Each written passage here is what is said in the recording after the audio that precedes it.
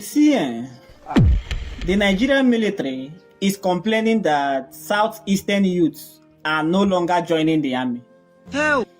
In fact, according to official reports, out of 38,000 slots available nationwide, only 123 applications have come in from the southeast. So the army is now calling on southeast governors and traditional rulers to encourage their youths to come and take up their slots. Now, first things first, before now, Igbo officers have served diligently in the Nigerian army.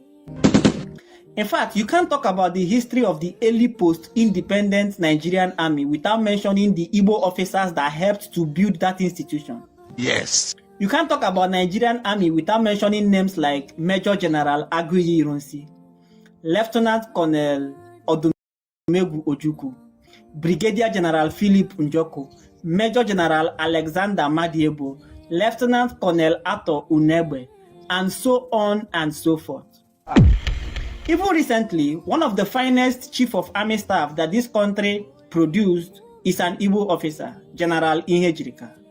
So the Igbo man had contributed his quota and paid his dues in the Nigerian army. You get it? And the question is, how come the Igbo man is no longer interested in serving in the same institution that he helped to build? Why? Because this lack of interest started recently, I think around 2015. And I'm going to give you 4 reasons why the Igbo youth seem not to be interested in the Nigerian army. Continue. Now, these are my personal opinions from personal research and observation. Reason number 1 is the evil of Operation Python Dance and other related military operations in the southeast. Igbo youths came out to exercise their right to self-determination. And instead of addressing their grievances, you threatened to treat them in a language that they would understand. Hell. And you went ahead to carry out that threat by sending in military action that led to the deaths of a lot of people and the disappearance of even more people. Hell. And as of today, reports by different reputable organizations, including Amnesty International, have not been addressed. The military had continued to live in denial. And this led to a major breach of trust between the Igbo youth and the Nigerian army. You cannot treat somebody like an enemy and still expect them to join forces with you. Not lie. Reason number 2 is the treatment of Mazi Nnamdi Kanu. Hell. You might not like the young man. You might not like all of his approaches. But one thing you cannot deny is that the things he continued to talk about, the systematic marginalization he continued to complain on, are things that a lot of Igbo youths identified with. You get it? And the way he was treated, the military invasion of his residence that led to the death of his parents, the illegal extradition and the kidnapping from abroad, the imprisonment and all of that. That is good. And to think that there was nothing Mazi Nnamdi Kanu did that Sunday Igboho did not do more. But today, one is a campaign coordinator, one is languishing in prison. Hell. You cannot treat your people like second-hand citizens and expect them to make first-hand sacrifices. Reason number 3 is the destruction of homes and businesses in the southeast by military retaliatory actions. Hell. Now, I'm not saying this based on report I read somewhere. I witnessed these ones. Communities in my own local government were affected. Criminal elements will attack the army. Now, nobody is supporting the actions of these criminal elements, but after they must have attacked and gone their way, 2 or 3 days later, the military will return to the community where the attack happened and then unleash mayhem on the innocent community residents in retaliation for what criminals did. Photo. And to even think that most of these criminals may not even be members of the community in question. And in as much as the military suffer more attack in other parts of the country, we don't see this type of reports. Hell. And most Igbo youth even ran away from their ancestral communities because of issues like this. And it is the same people you chased away from their ancestral communities that you are not calling to come and join your establishment. As how now? Not be juju be that. Now, reason number 4 is the fact that The government is not even showing enough commitment in winning the fight against insecurity. Nobody wants to be killed by people who will now end up being rehabilitated and tagged repentant. Photo. An Igbo man understands profit and loss. If the loss in the operation is way bigger than the potential profit, you count him out. You don't know.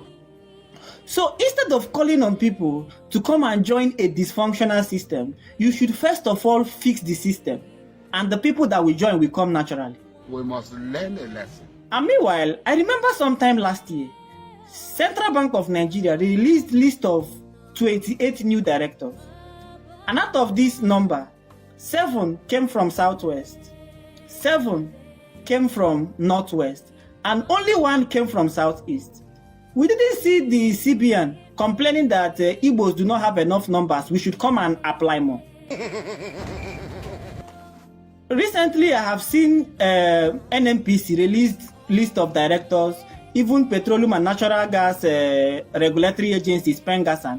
I hardly see Igbo names mentioned or involved. And NNPC never come out to tell us to come and join more, that we don't have enough numbers in NNPC. I've never seen NAFDAC come out to tell us that we don't have enough Igbos in the NAFDAC. Because if they come at me, I will apply. Because at least I have a biochemistry certificate. It would come in handy. This man. Onanim borum banaga Sabisa Forest. I go with youth. Enjoy your weekend.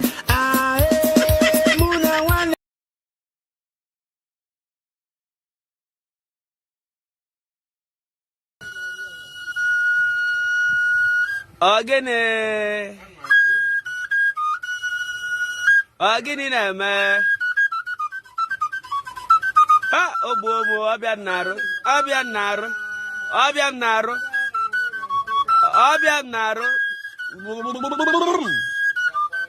Deme o.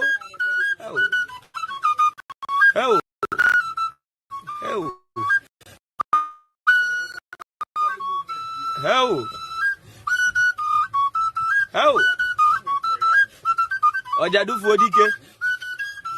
Ogorobia nwanyi na-egbulu ọja na akwa aja mmụọ.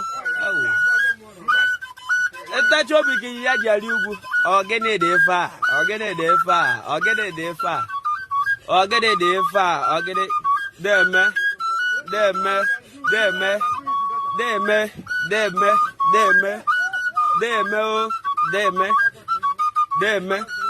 Deme How? Onwere dike n'ebe a, nwekwa dike n'ebe a.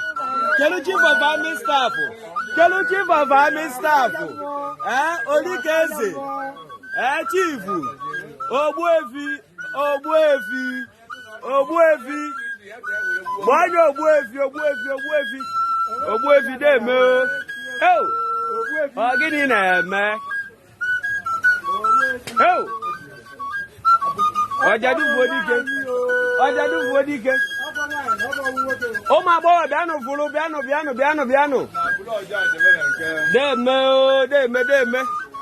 Deme. Biano akwa nwanne nwanyi. Akwa onye nugwu akwa ya suka o. Asi amaje. Deme.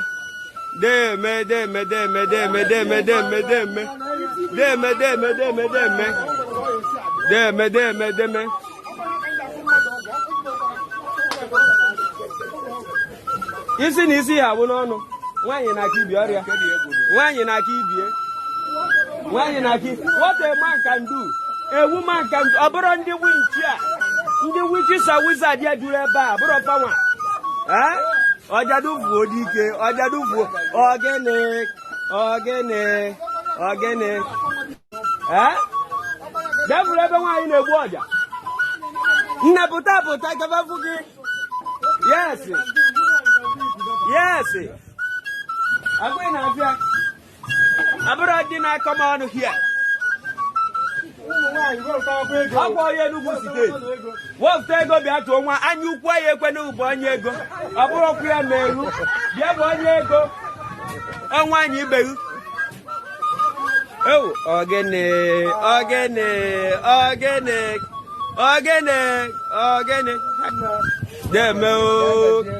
They make.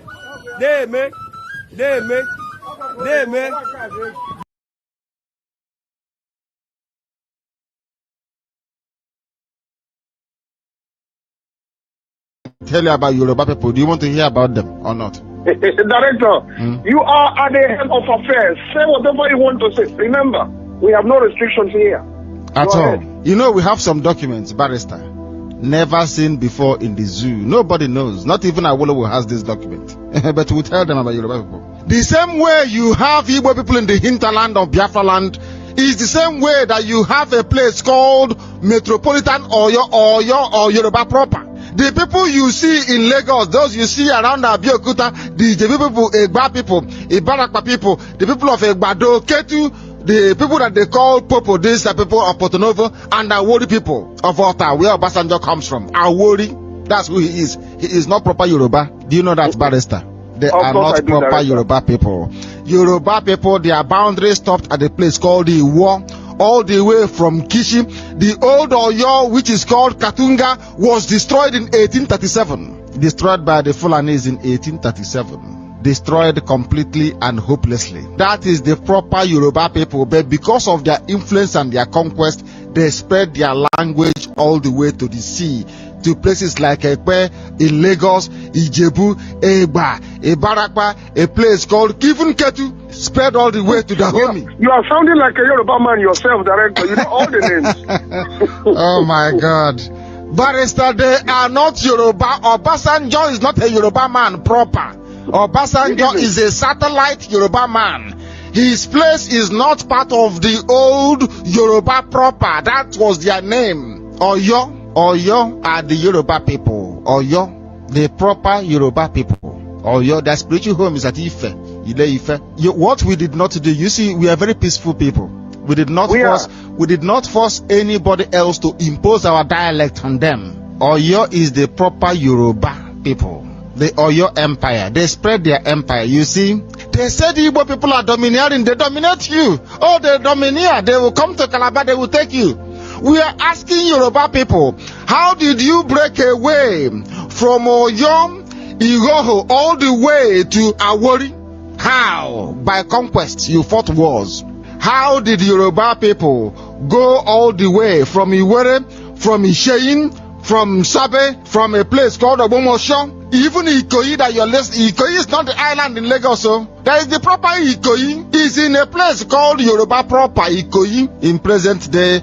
Let me and get my... the accent is different. The accent is different. Of course, they are These are the proper Yoruba people. They are Oyo out of conquest. They spread their war. If not for conquest, if Yorubas were like the Igbo people, for instance, today Obasanjo will be speaking his own dialect, not Yoruba. Today, like Bola Ahmed Tinubu will be speaking his own language around Porto Novo. All the people around the Ijebu land, including Awolowo, they will all be speaking different language, including Mushud Abiola, different language from Yoruba. But because Igbo people did not venture out in conquest, that's the difference. Yoruba went to war to conquer people. Do you know?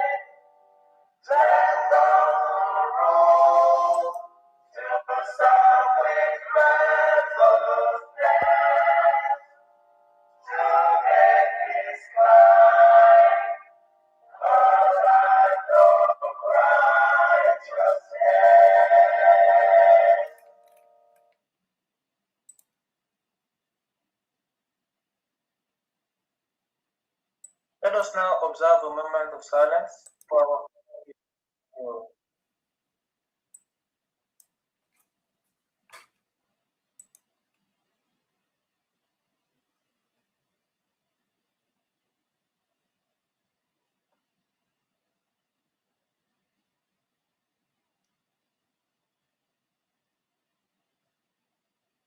Remember the brave hearts of the United States of Biafra, our heroes and heroines who gave everything so others could live free. Your legacy will rise forever. The U.S. BDF.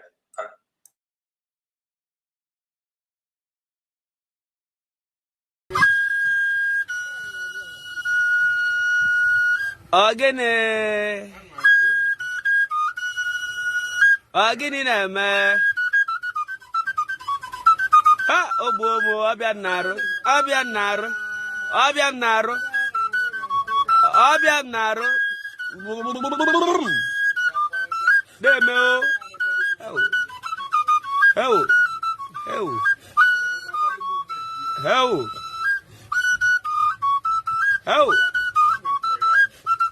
ọjadufuo dike okorobịa nwaanyị na-egburu ọja na akwụ aja mmụọ ntachi obi ka ya ji arị ugwu ogene dị ife a ogene dị ife a ogene dị ife a ogene dị ife a ogene deme deme deme deme deme deme deme o deme deme deme hao onwere dike n'ebe a nwekwa dike n'ebe a Kelu chief of army staff Olikeze chief Ogbuefi gbanye Ogbuefi deme ọ gịnị na-eme ọjadufuo dike ụmụ agbọghọ bịanụ fụrụ bịanụ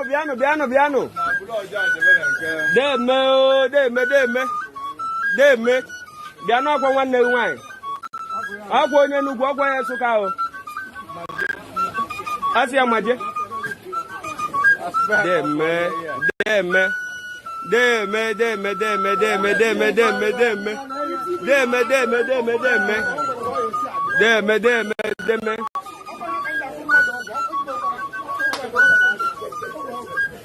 isi na isi ha bụ n'ọnụ nwaanyị na-aka ibi ọrịa nwaanyị na-aka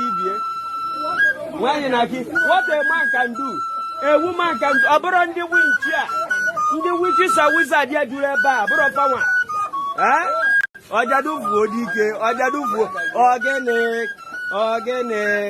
ogene devil ebe nwaanyị na-egbu ọja nne pụta gabafu gị yes agwị na-abịa abụrụ dị na-akọ m ọnụ hia ọkwa onye Enugu steeti wepụta ego bịa tụọ nwa anya ukwu ya ekwe n'ụbụ onye ego ọ bụrụ ọkụ ya meru bịa bụ onye ego ọnwaanyị ibeghị ogene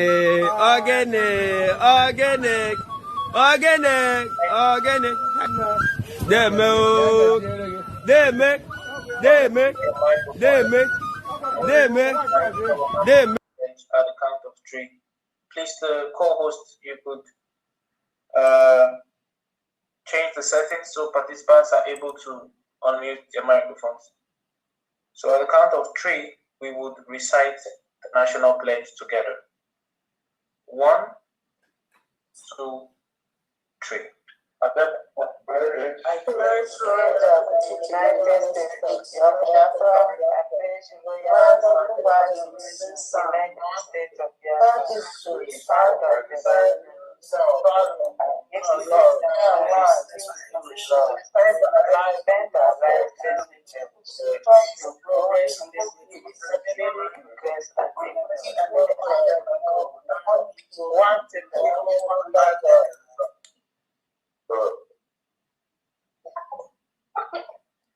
Thank you very much. The participants, please, you may mute your microphones now to avoid the chaotic or noisy program. On that note, Honorable Famdi, please, the mic is yours. Thank you. Thank you, Honorable Christopher. Thank you, Honorable Pascal. And thank you for this special occasion today, May 4th, Monday, 2026. This is a special moment that we've never had, and it gladdens each and every one of us here. It gladdens our hearts that we are together today for this moment.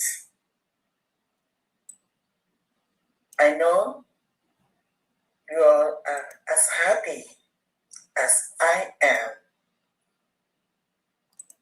for this gathering of breathings in Igbo land. In our language, it is said, Umunne na umunna, ezinụlọ, ndị ikwu, ndị ibe, anyị zuru ezu. And that's what we have longed for a long time now.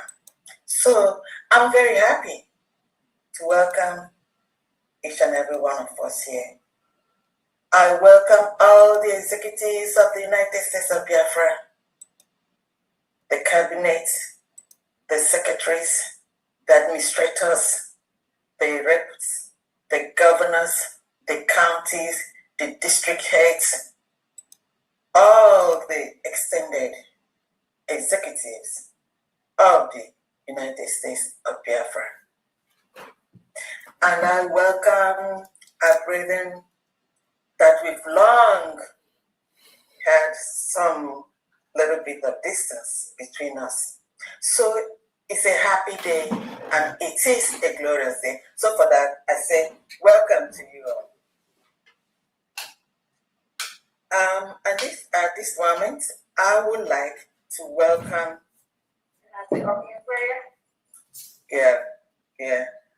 I would like to welcome Honorable Steve to please lead us in a short prayer. Thank you very much.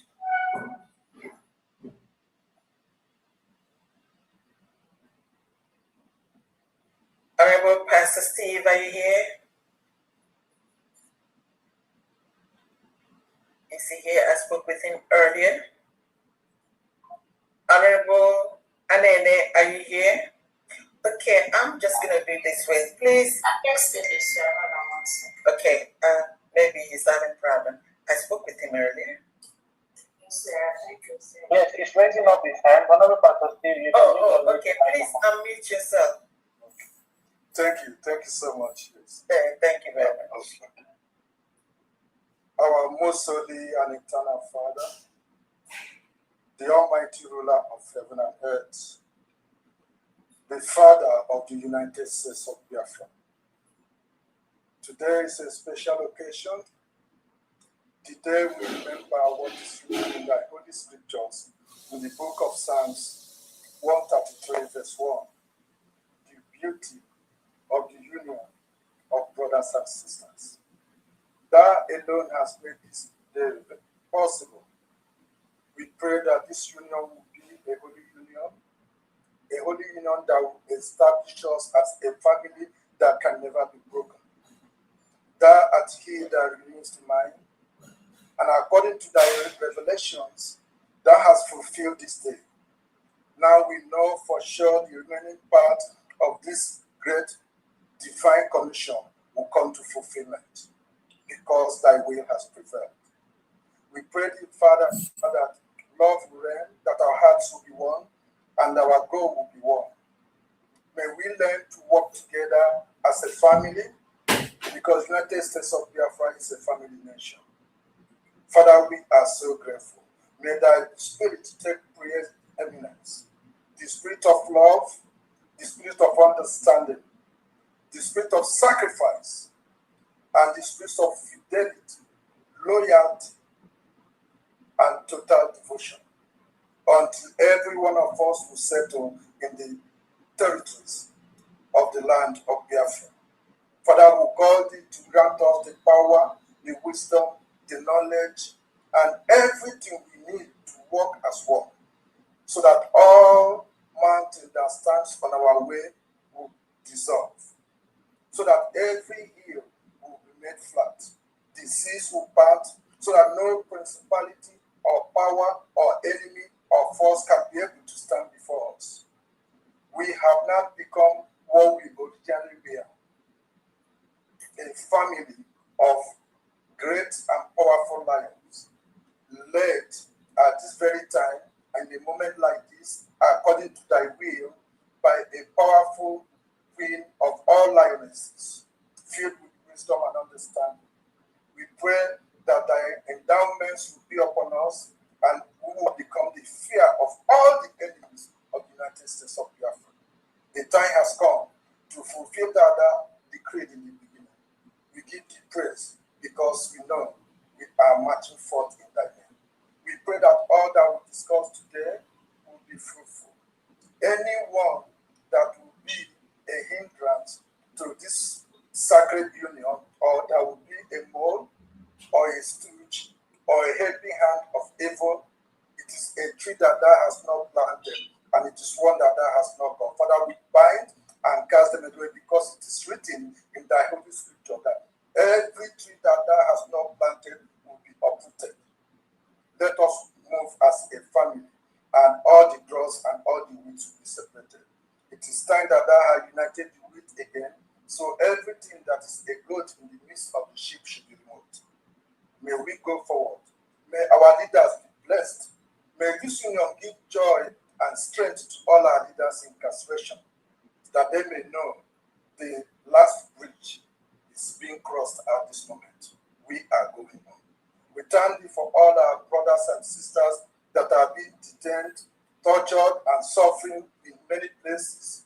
May they have the soul that thou hast come down to glorify thy name, so that all nations will know that truly thou art the God of the United States of Biafra. Thank thee, Father, for our elite, that thou hast made an impregnable wall of defense. It is a time of sacrifice.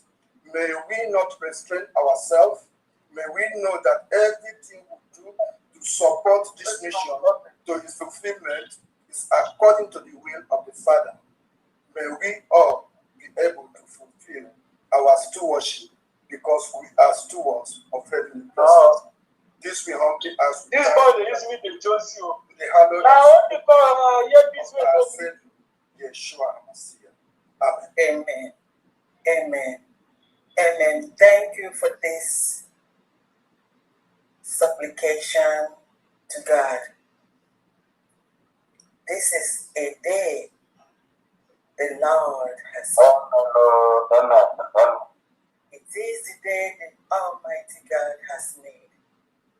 It is the day that our fathers and mothers and brethren have prayed for. This day proves that the Lord answers the prayers of his children, and we cannot thank him enough.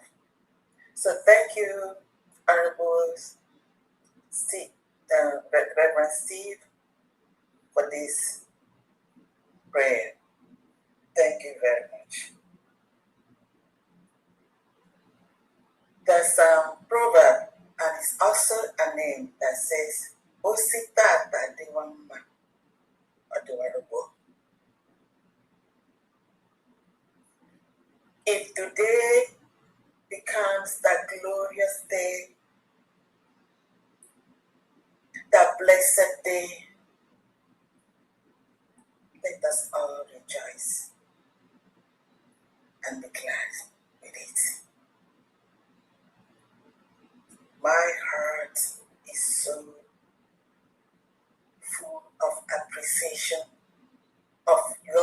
presence here today, for the decision, for God that has touched the hearts of all of us and those of us that have actually under the leadership of a Deputy Prime Minister, who is the acting head of state of the United States of Biafra. We thank God that we have opened our hearts to come collectively together for this final push for the onward journey to home. I'm sure that some of us may not really know or understand what the United States of Biafra government has done so far. Enormous. We've done so much beyond what each or some of us know or are able to articulate. I'm not going to waste much time because we're here to talk. As a nation, as the families that made up this nation. So on that note, I'm going to call upon the Deputy Prime Minister, the Chief of Staff, who is the acting head of state for the United States of Biafra, Her Excellency, Dr. Ngozi Arabeze. I welcome you, and then I hand over the mic to you. Thank you very much. Thank you so much, Frankie. All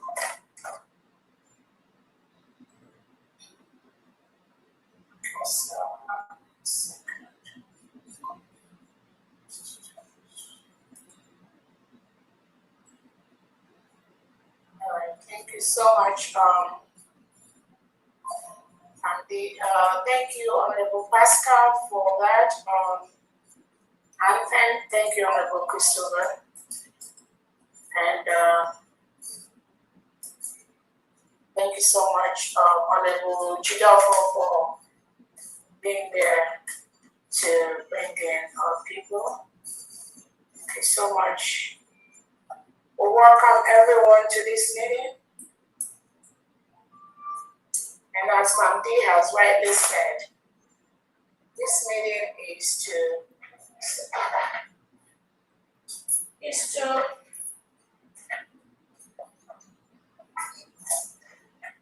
help bring Biafrans together to ensure that that freedom which we got, nobody tampers with it.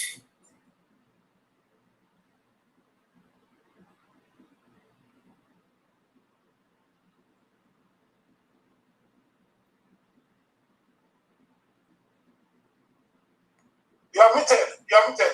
Okay, sorry, I don't know who did that. We want to make sure that we are bringing everyone together, not just to educate, but also to listen to different people that have been looking for this freedom from the time of Mazi to the time of Nnamdi Kanu, to the time of our Prime Minister Simon Ekpa, to the time where we are right now. I would like to hear the opinions, listen to everyone, and also, more importantly, find ways all of us can forge ahead as one common unit to defeat our common enemy. We have a common enemy. Anyone here that does not know we have a common enemy, the person should not be in this meeting.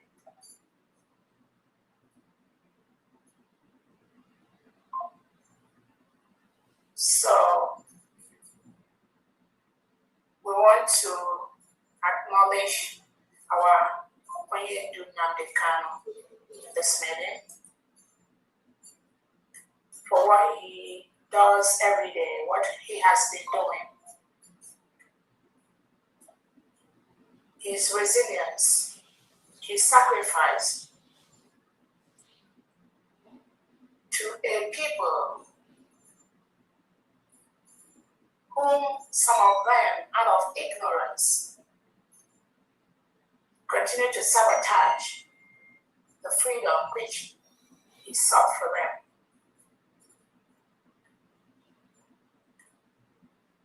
We remember Nnamdi Kanu.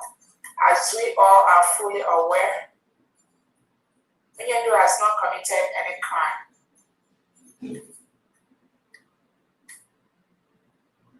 The Nigerian terrorist state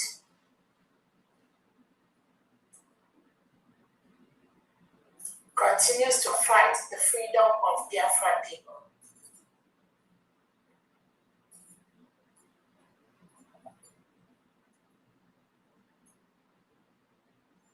So that they will continue to milk the oil in our land.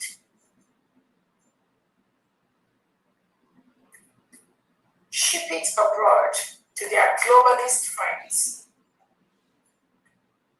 who use that money not only to better the life of their own citizens at the detriment of indigenous Biafrans and indigenous Nigerians, but also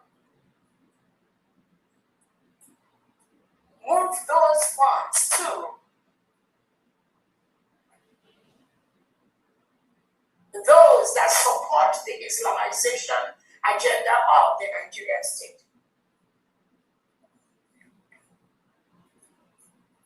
So eventually what is going on is that the money from our backyard is being used to equip the reintegrated terrorists that the Nigerian government supports. The oil from Biafra territory is being used to buy and order, either from Turkey or from outside countries, AK-47, war equipment, military equipment that the Nigerian state uses to kill the people that the oil comes from their territory. We said not anymore. That can never continue anymore.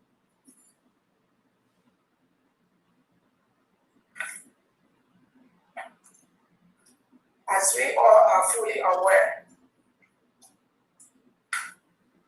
Nigeria is gone. The basic task of everyone listening to me here today, regardless of what your opinion is, whom you like, who you don't like, who you know, who you don't know, the basic task of every genuine Biafran that is on this platform today, listening to me, the primary task is the absolute dissolution of the Nigerian terrorist state. Anything short of that, that means you're not following.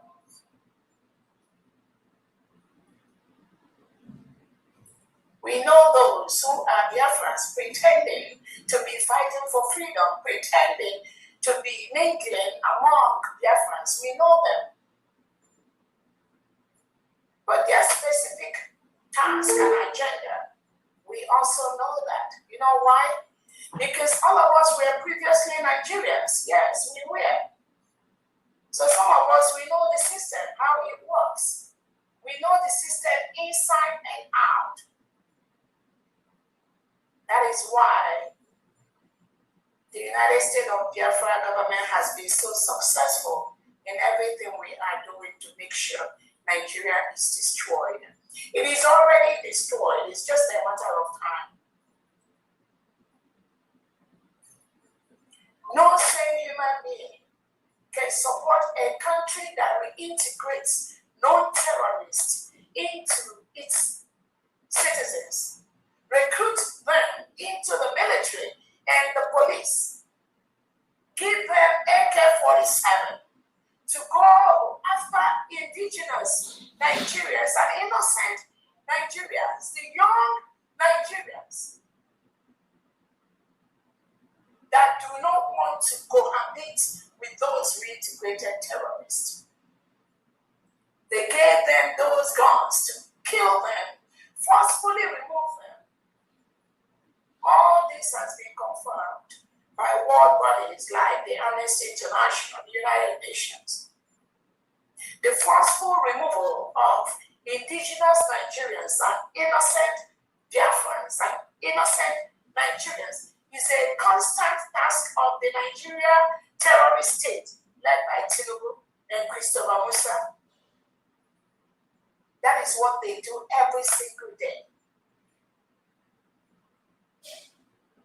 They are ready to kill everyone as long as they have access to the oil that comes from the Biafra territory, as long as the politicians remain in power.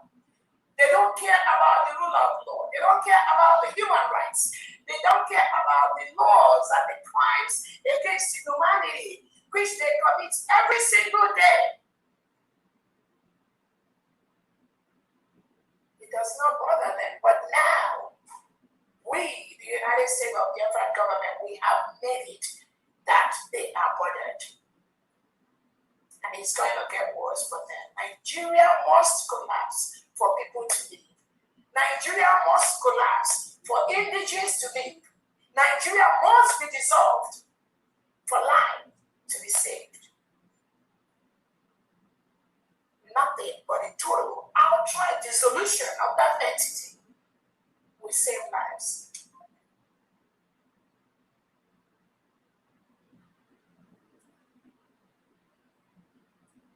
In the past, Nigeria has used their media to undermine, to suppress all these killings that they were doing to the indigenous Nigerians and indigenous Biafrans. They lie their way to all the international communities.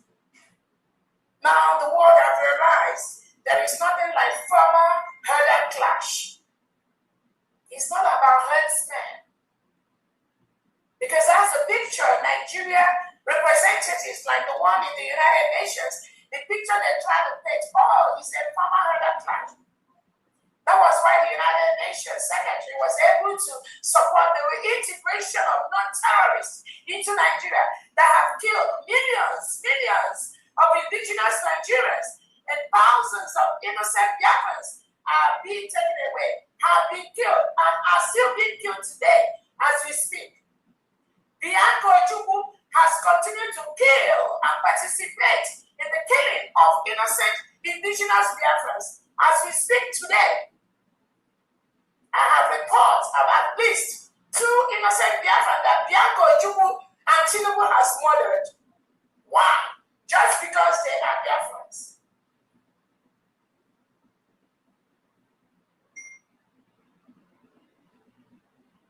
The reintegrated terrorists that Nigerian government gives AK-47, Tinubu gave them a standing order. Anyone that is talking about this new nation of Biafra, kill the person, forcefully take them away, so that they can't talk about it anymore. It is a standing order. Nigeria has been declared as a country of particular concern by the United States of America. Nigeria has been declared as the most dangerous country in the world for Christians to exist. Biafrans are Christians. Nigeria is a country that commits Christian genocide. Millions of Christians have been murdered by the Nigerian state. Just because the politicians want to continue to be in power, it doesn't matter who dies. It doesn't matter who was killed. As long as Tinubu and Bianco Ojukwu and Christopher Musa continues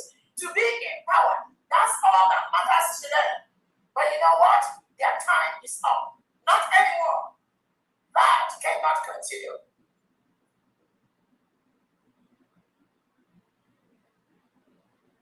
You cannot exchange human rights just for your economic and selfish gain. That's exactly what the Nigerian state is doing. That was why they colluded with Kenya to take away our own Nnamdi Kanu, dumped him, and almost killed him in Nigeria, jailed him for life.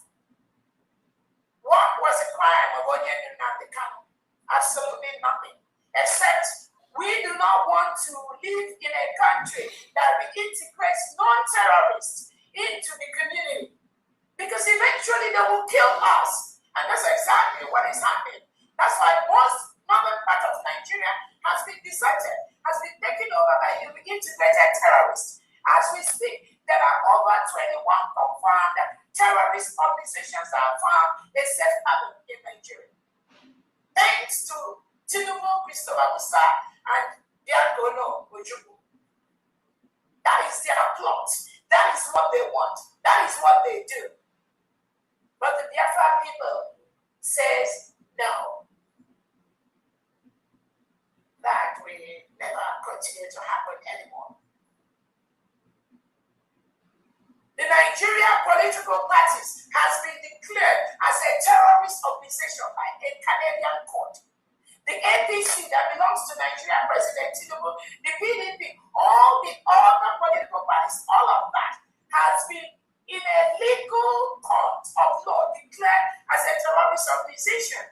That was why the United States of Biafra people said, we do not want any terrorist political party in the 40 states of Biafra. We will never allow them to have a breathing space in Biafra territory. And I've called on the Nigerian state to remove every element of Nigeria in the 40 states of Biafra. As we speak, Nigeria is forcefully occupying a sovereign state, the United States of Biafra, which was a nation between 1967 and 1970, during which we fought the brutal war that ended in no victor, no vanquish. Those conditions that existed between 1967 and 70 still exist as we speak. That was why 50 million Biafrans conducted a self-referendum to vote to exit Nigeria, both at home and in diaspora. And after that, we converged in Latin Finland on November the 29th, 2024 to declare our independence. So we redeclared the Republic of Biafra with the name and title of the United States of Biafra. And over 500 Biafrans from all over the world appended their signature to that declaration document. No individual, no government, no country, no organization in the world can tamper with those declarations, the signatures that were put on that document for Biafran people to exit Nigeria. That is set on stone. Nigeria has been notified. We have peacefully written to them to leave the Biafra territory. As we speak, the declaration document, the history of Biafra, has been submitted to over 200 heads of state in the world, including our neighboring country, Nigeria. They are fully aware. We have 40 state governors, and we have 40 states in the United States of Biafra. In each of those states, we have 15 counties. In each of those counties, we have the districts and the wards. We have the commissioners of all the different departments in Biafra land, in Homeland, as we speak, working every day to establish the standard for Biafra people. We have the United States of Biafra elite squad who are protecting our land every day from the terrorist state of Nigeria. The Envision elite squad is the only security allowed in the 40 state of Biafra to protect Biafra people. We have confidence in them. We believe in them. They do not kill our people. They do not forcefully remove our people like the Nigerian state. That is why we launched the Nigeria Must Go. We do not want anything Nigeria in the 40 states of Biafra land. This information has been communicated to the Nigerian state.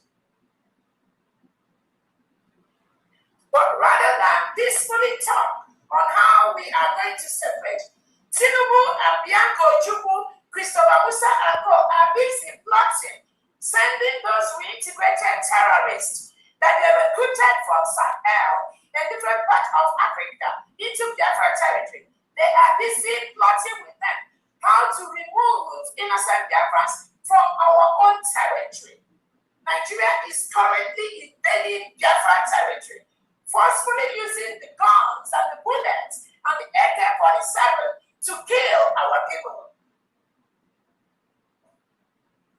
That is what they've done for the past 40, 50 years. That is what they think they will continue to do. Nigeria only operates by the power of the gun. But we are going to tell them that the power of the people is stronger than that power of the gun. Starting with the legitimized governors like Charles Soludo, Oti, Mbafubara, Obuzadimma, Wifuru, all of them, Pitamba, nobody, no Biafra needs you in Biafra territory. You must leave Biafra land. For the 40 state governors, it is not a choice. You must do that. If you don't do it today, you will do it this week or next week or next year, next 2 years, next 3 years. The bottom line is that you must leave Biafra territory because you are currently occupying a sovereign nation. The political parties that you people and Tinubu operate have been declared as a terrorist organization by a Canadian court. We do not want terrorists in the 40 states of Biafra land. That's why you must leave Biafra land. So again, I got a report today. Bianco Jubu and Tinubu has plotted and killed another innocent Biafran. I'm going to release a picture. For no crime, for nothing.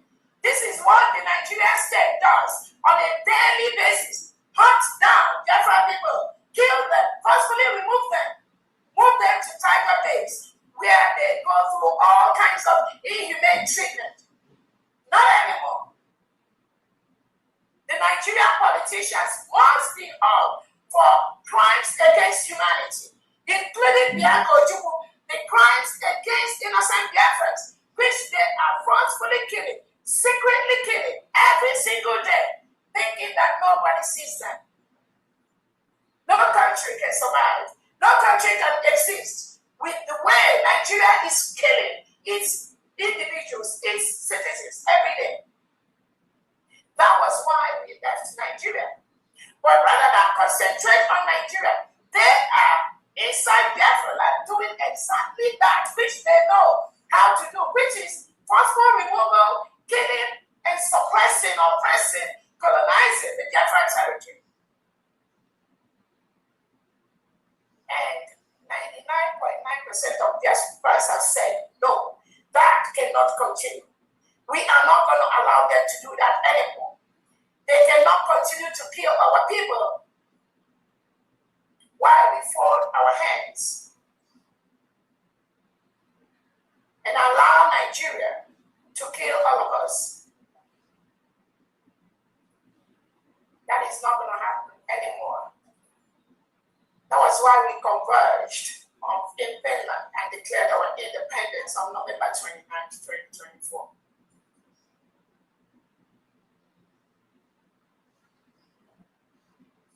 The only reason Nnamdi Kanu, our leader, is in Nigeria jail today is because of what we are doing, what we want, our freedom, our self-determination, which is a right that is allowed, that is approved, not just by the United Nations, by all different world bodies. We met the Montevideo Convention rules. We are a nation. We were a nation before. What we are doing is that we are removing, and we want to remove that invasion which Nigeria did to our territory, to our people. Nothing will stop that.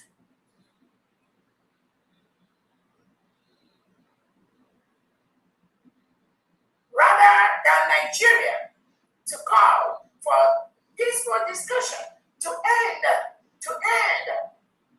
this chaos on both sides. Biafra and Tinubu have decided they will rather be removing our innocent Biafrans from their homes and be killing them one by one, forcefully remove them, forcefully kill them until you kill many of them. Therefore, they are not going to talk about their freedom anymore. That is what Biafra is doing with Christopher Musa and Tinubu.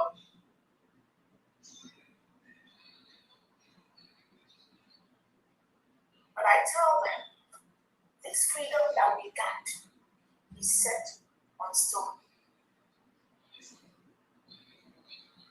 Hey, you cannot kill us, and we fold our hands and watch you. You can't kill us, colonize us. International laws have reformed colonization of any people. We are allowed to use everything within our power to remove the colonizers of the Biafra people and the Biafra territory. That is exactly what Biafrans are going to do. That was why we launched Nigeria Must Go.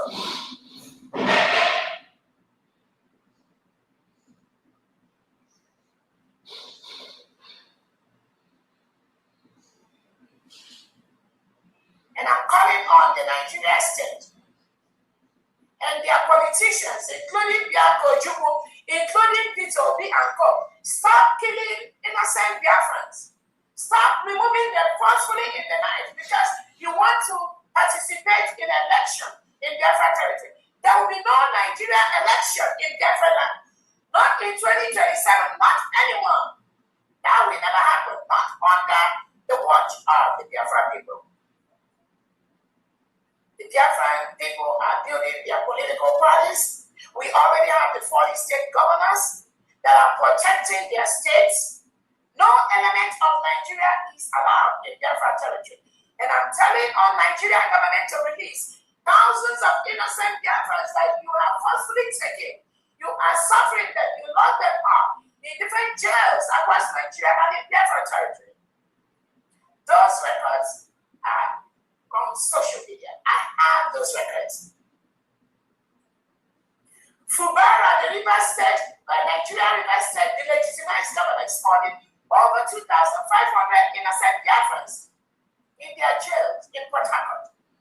These individuals have not committed any crime, except they do not want to cohabit with reintegrated terrorists.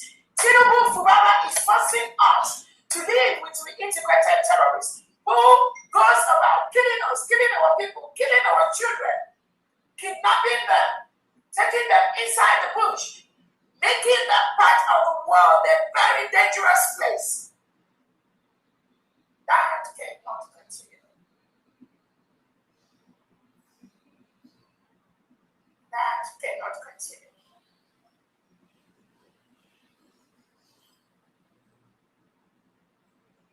I'm calling on the Nigerian state to let Nnamdi Kanu go.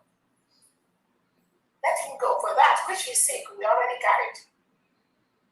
You kidnapped him, you jailed him because of what we want, what 80 million Biafrans want, the freedom we got. That was why we are holding on Nnamdi Kanu. And I'm calling on Alexander Starr to let Simon ever go. The only reason you are holding him is because of this, which we already got. You cannot take information or witnesses from a police that be declared as a terrorist group by a Canadian court. The Nigerian police have been declared as a terror, as an evil, and as a terrorist group by a Canadian court. How can Finland take witnesses, take information from Nigerian police that have been declared as a terror group? You must let Simon ever go. Let him go. Leave him alone. He has not committed any crime. That which Simon ever was saying is what almost all world leaders now have realized, that Nigeria is the real terrorist state. They collude with their partners freedom fighters like Simon Ekpa and then Nnamdi Kanu. But I believe those countries at this time, you know that you have erred on the path of freedom, on the path of righteousness, on the human rights path, you have erred. And we thank the Kenyan president for calling a spade a spade and telling Nigeria to let Nnamdi Kanu go because they kidnapped him from Kenya without any due process.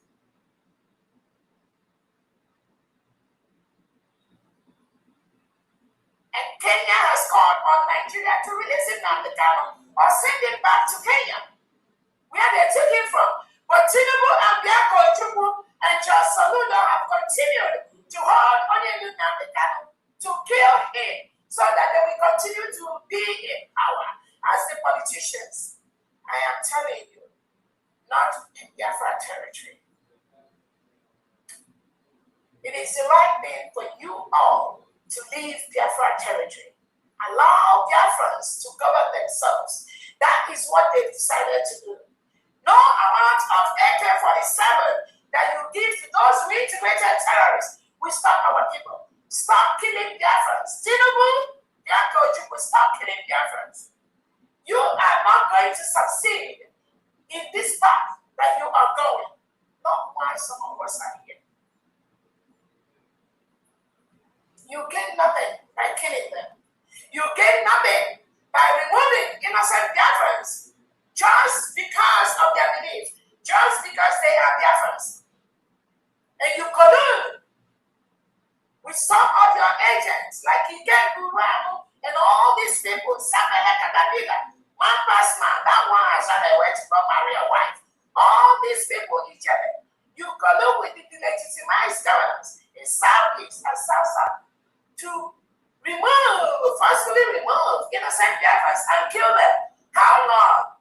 How long are you going to continue to kill these people secretly and publicly?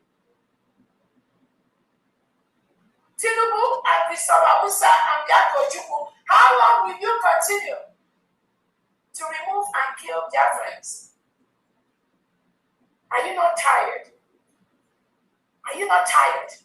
Can't you see the handwriting on the wall? And Nigeria is collapsing by the minute. Your lies has been exposed. Your evil has been exposed. Most countries today knows that Nigeria is the real terrorist country. That which they do is what they project on other people. Our Prime Minister Simon Ekpa was fighting to save innocent indigenous Biafrans from the terrorist state of Nigeria.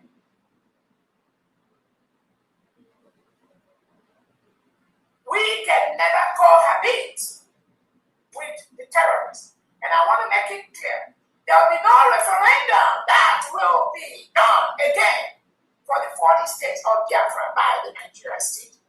That will never happen. We have conducted our self-referendum. Before we did this self-referendum, Biafrans have been calling on the Nigerian state for the past 20 years to conduct a referendum so that we can go our separate ways. Nigeria refused. Rather, they continue to eliminate, kill innocent Biafrans until it comes to the point where we cannot wait no more because they were not ready to conduct that referendum. That was why Biafrans conducted a self-referendum, which has been approved and recognized by bodies like the OEAS, the ORB. Different countries privately have admitted, recognized the self-referendum carried out by the Biafran people, and they recognize the United States of Biafra government. That is why our security documents, like the United States of Biafra ID card, is being accepted by some countries in the world as a formal and official form of recognition for Biafrans in those countries. So anyone coming from anywhere talking about somebody's going to do referendum, make sure you don't include the United States of Biafra people and the 40 states that are there. We already got our freedom. We already did our self-referendum. Nigeria can never be involved in conducting any self-referendum for Biafran people. We already got that. The only thing that I am open to is to sit with Tinubu or whoever is going to appoint to talk about peaceful separation.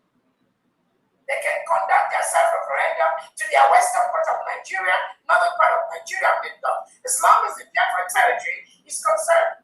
There will be nothing like any referendum for the Biafra people. And when you're doing that, the Kanu, our Prime Minister Simon Eda has already done the referendum for us. And that has been recognized by many countries. And as more days, more recognition of our documents are coming. We currently are working on our passport and our driver's license, which we will soon start issuing to Biafrans once we have a formal announcement from one or two of our allies, which we're expecting any moment. Again, Biafran stay the course, do not be moved. That, which Onye do and our PM can, what they see, we already got it. I thank Biafrans for the successful voluntary Monday sit at home again today. Yes, that was huge success in the 40 states of Biafra. Biafrans sit at home every Monday based on the instructions of Biafrans. It is a voluntary task. It is a form of referendum. It is what they want. Even though the Nigerian government is fighting them to open their shops on Monday, to go to school on Monday, to do everything on Monday, Biafrans have decided they will only operate a 4-day working week in Biafra territory. There are countries in the world that are operating 4-day working week, and it works for them. This is working for us. The United States of Biafra government has passed a bill into law that approves the 4-day working week in the Biafra territory. So again, today was a voluntary Monday sit at home. All the offices, all the banks, all the businesses in the 40 states of Biafra, we are under lock and key today. Despite the threat from Tinubu and Bianco Jubu and the Nigerian terrorist state. Thank you so much, Biafrans. So those are voluntary Monday sit at home will continue until those 4 conditions are met. So having said that, I want to welcome everyone in this meeting today. The essence of this meeting is to bring together all Biafrans that have been involved in this freedom movement in one way or the other. We are calling this meeting at this time because the United States of Biafra government has successfully established the country, successfully established our security documents, which have been accepted by different parts of the world, different countries. We have successfully destroyed the Nigerian government and their Biafra agents, that we are working to ensure that this freedom we got fails. So now we know that that freedom that we obtained we declared on November 29, 2024 in Latvia is a huge success. And we've defeated our enemies that wanted us to fail with different formations, different formats they came. And these are Biafrans being used by the Nigerian state to fight our freedom. Now they discover they cannot fight this freedom anymore because at each step of the way they keep failing. So now some of them discovered they can't continue anymore because they have failed and they will continue to fail. Now they seek for peace. They want to be part of the government. They want to be involved in what we are doing. Some of the people were deceived by those who were pretending to be IPOB, which was originally formed by our Nnamdi. The IPOB, indigenous people of Biafra, represents the 80 million Biafrans. Anyone that is telling you you have to pay or be a member before you become IPOB, that person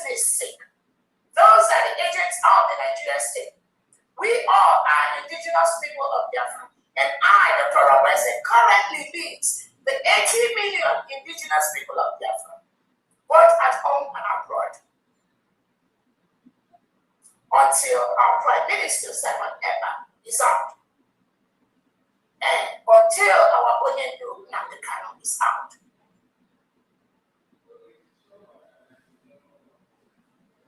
Those genuine Biafrans that were following our leader Onyendu Nnamdi Kanu, they plotted, some of the evil one plotted with the Nigerian state to arrest Onyendu Nnamdi Kanu.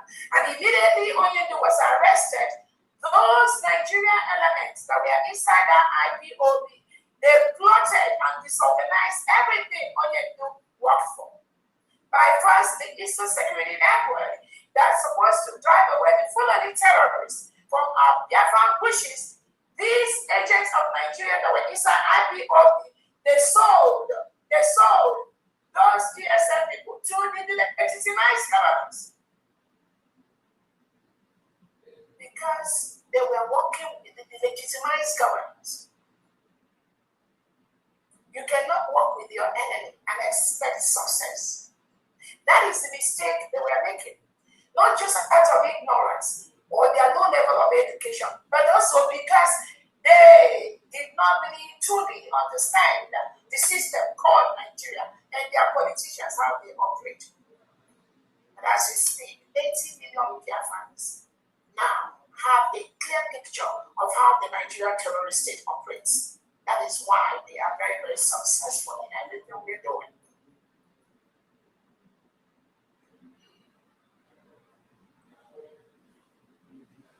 They hijacked the ESN and dumped them to the delegitimized Southeast and South governors.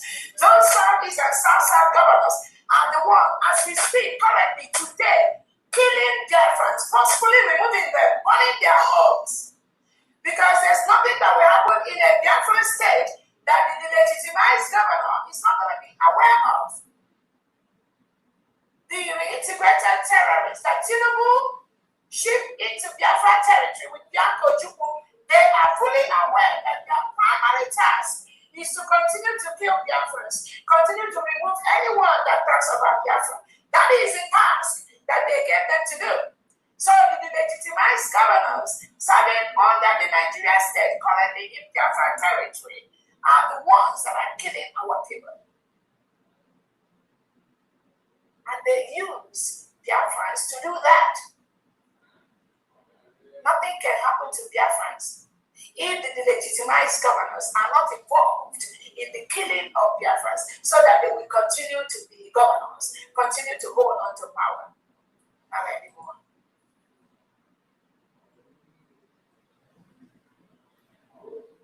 Once Onyendu was taken, those Nigerians that are working for the Nigerian state, those Biafrans planted inside IPOB, they hijacked everything.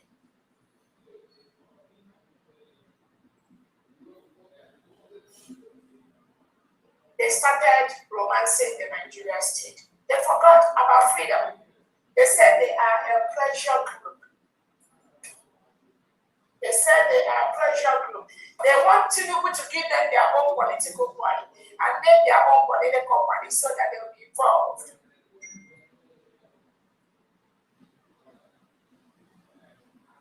Nigerian government was publishing some of their articles on their national dailies. They approved newspapers like Vanguard to be operating, to be publishing the lies and the propaganda of the Nigerian state for these elements that were inside the IPOB founded by Onyendu Nnamdi Kanu. Some of them even wishing dead. They were never genuine. They never know or understand what freedom is all about. Nigeria cannot give you freedom. Nigeria can't give you because they do not have freedom.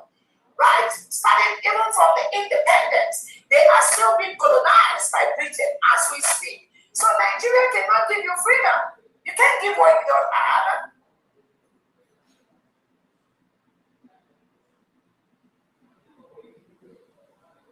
Onyendu has said the freedom of Biafran foreigners will come from abroad. So anyone in homeland trying to do anything, deceive people, you need to stop immediately. You do not have the capacity. Just like our Prime Minister said, we in diaspora will start thinking for you in homeland. Because some of you, your brain has been washed by the Nigerian state over the years. At the point that Onyendu was taken away, here comes the Prime Minister, Simon Ember, who saw the anomalies, who saw the mistakes that were existing at that time. He took over and he corrected those errors. Some of the spillover from Onyendu Nnamdi Kanu, IPOB, they spilled over into BRGIE. And they started continuing the same thing. The same thing.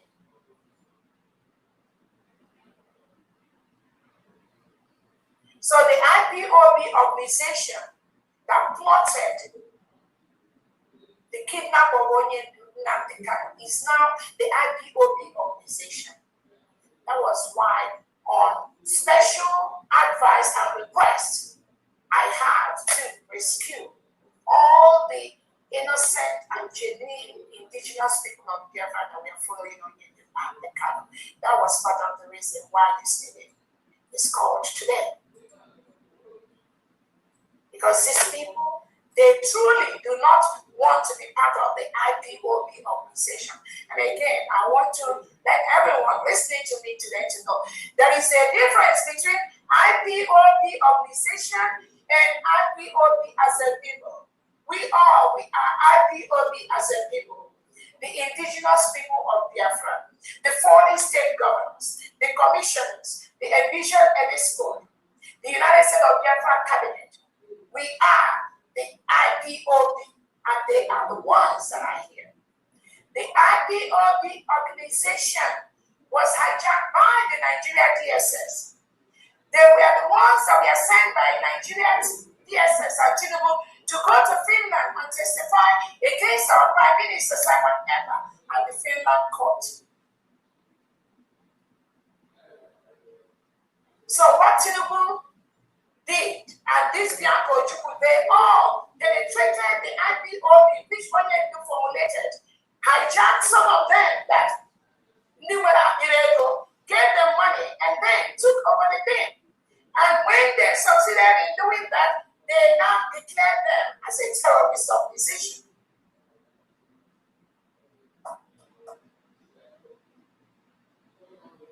Onyendu said, South Nigeria, come back in shame. Get eat and wine and dine with your enemy. So, Nigeria state declared IPOB organization as a terrorist group.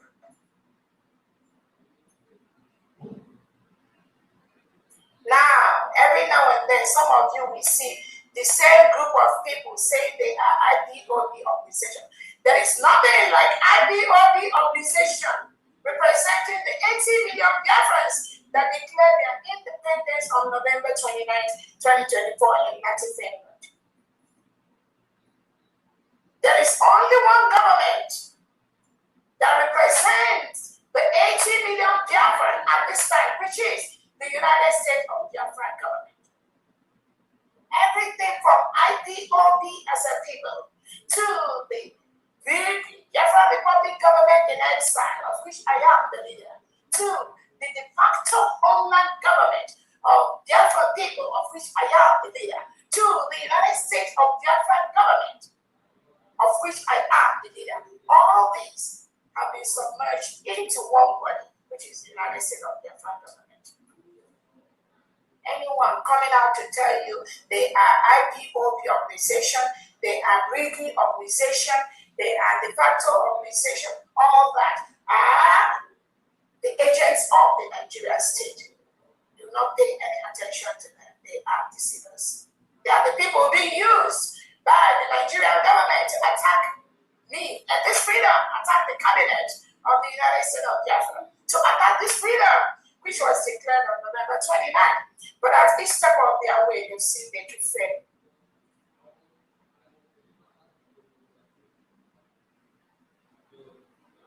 We will continue to use all the legal machineries, both at home and abroad, to remove Nigeria from Biafra 40 states. We instituted several court hearings against the Nigerian state, both at home and abroad. Each time they run away, but you can run so far. You can't fool all the people all the time. You can fool some people sometimes, you can't fool all the people all the time. Only the outright dissolution of that enclave called Nigeria will make people leave. And the other day, thank to the United States of America, President Donald Trump, for cutting 50% of the aid that goes to Tinubu and Bianco Jubu. Thank you for cutting it. We know more is coming. This is just part of that.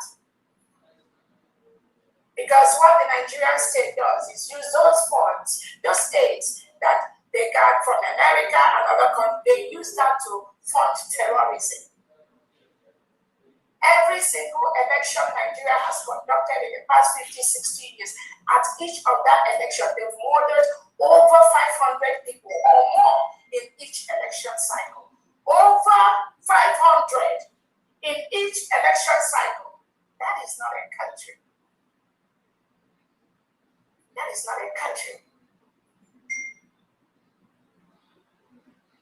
All the wealth, the funds that Tinubu and co steal from all over the world, from Biafra territory, and they bank it across the world. The money they stole from that country is enough to rebuild Nigeria 10 times. As we speak, there's no pipe-borne water in the whole Nigeria. They don't have drinking water. No. If you build a house, you have to dig what we call borehole to get drinking water. That is how pathetic. Any country in the world taking any oil from Nigeria, you should be ashamed of yourself. For a country that cannot provide basic pipe-borne water to its citizens to be giving you oil, you should reject that oil and that money. You will reject it. We will make you stop getting it. But I'm telling you, that is what is going on.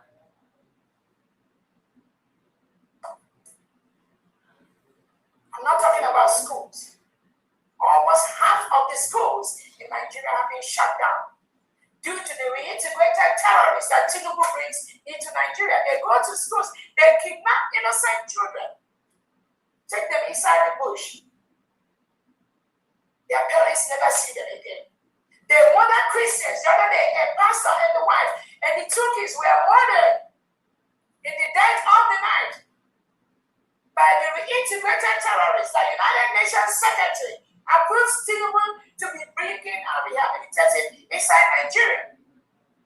And some of them think it's okay. No, it's not okay. It's not okay. What they are doing today, they are going to do it to our children, our grandchildren, and our great-grandchildren. And we cannot stand and allow things like that to continue to happen.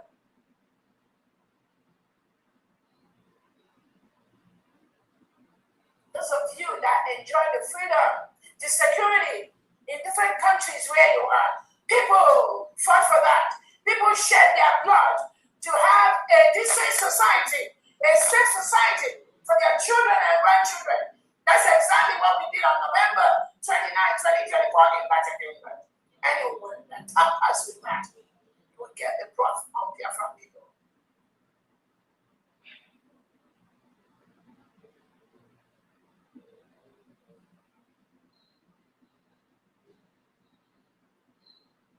On that note, I want to welcome again all the genuine followers of our Nnamdi. Those same Biafrans that penetrated the BRGIE, it was very easy to fish them out immediately. Some of them managed to walk around the pier, right, with the declaration of the United States of Biafra. That commingling has been destroyed and stopped. That can never happen again.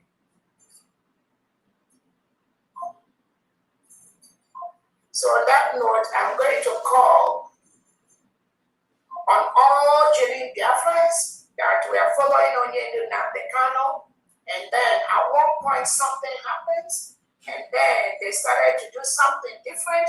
That is what this meeting is about. We want to hear from them.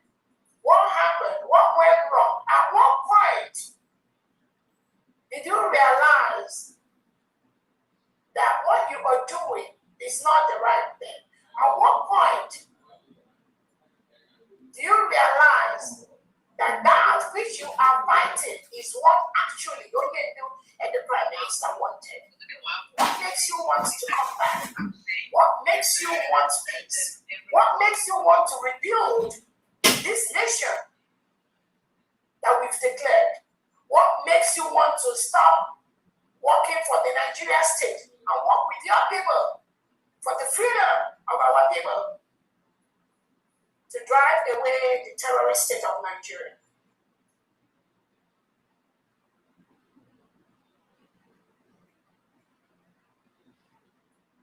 Those are some of the things we want to listen to from me at this point. And then at the end, we have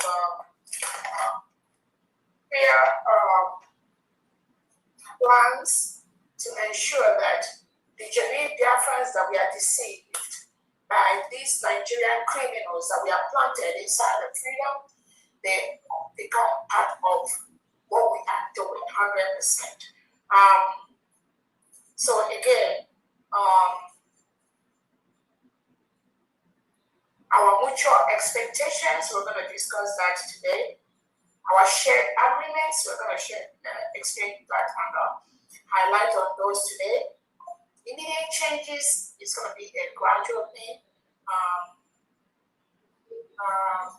Reasons for the breakaway, some of the things, some of the questions that you all have, I think we're going to take that on that front. You can go ahead, you can raise your hands, and then again, we want to mostly hear from those. Again, some of the IPOB leaders are already talked with you. I've had a couple of meetings with some of them, and then I'm going to ensure that we give them the opportunity to talk, and then we can figure out a way forward. Right, thank you so much.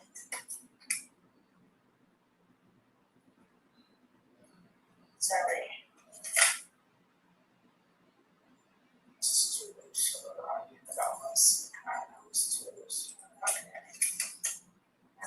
Okay, I got it. Thank you for that awesome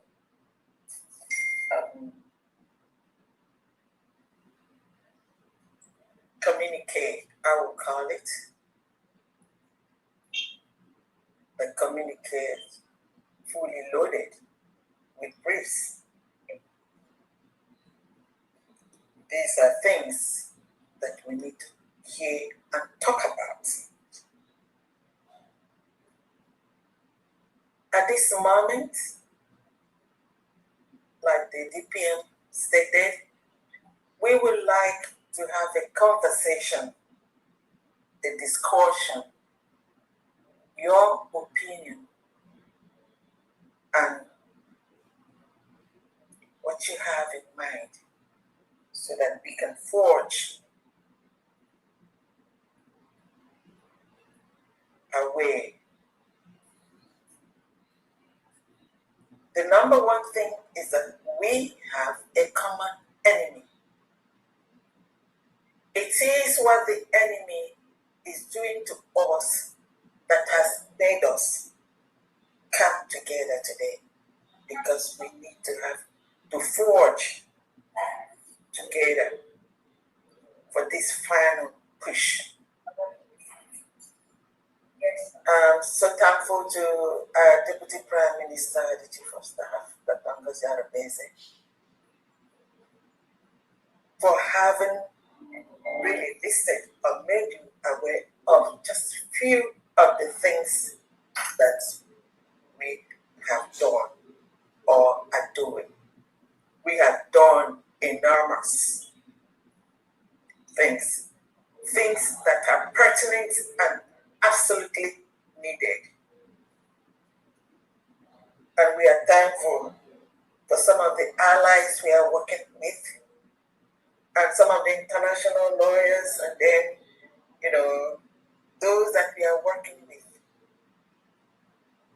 Because the journey, the self-determination journey or struggle is like it's like a wilderness. You have to start from one side and then cutting it. It's systematic. I know some people have asked us, what have you all done about this? What have you all done about this? And some of the people asking this question actually have no knowledge whatsoever what all these things entail. Egoa numbers. It may be doing 1, 2, 3, and then you gradually get to the top. And one of the great news is that it's only just about 17 months that we had a redeclaration. Remember, it's a redeclaration because we were the Republic of Biafra that got interrupted when after 1970. So it got interrupted. That's why we had to redeclare it. And upon this redeclaration, it is now the United States of Biafra. So we have a common enemy. We are a nation now. We are not an organization.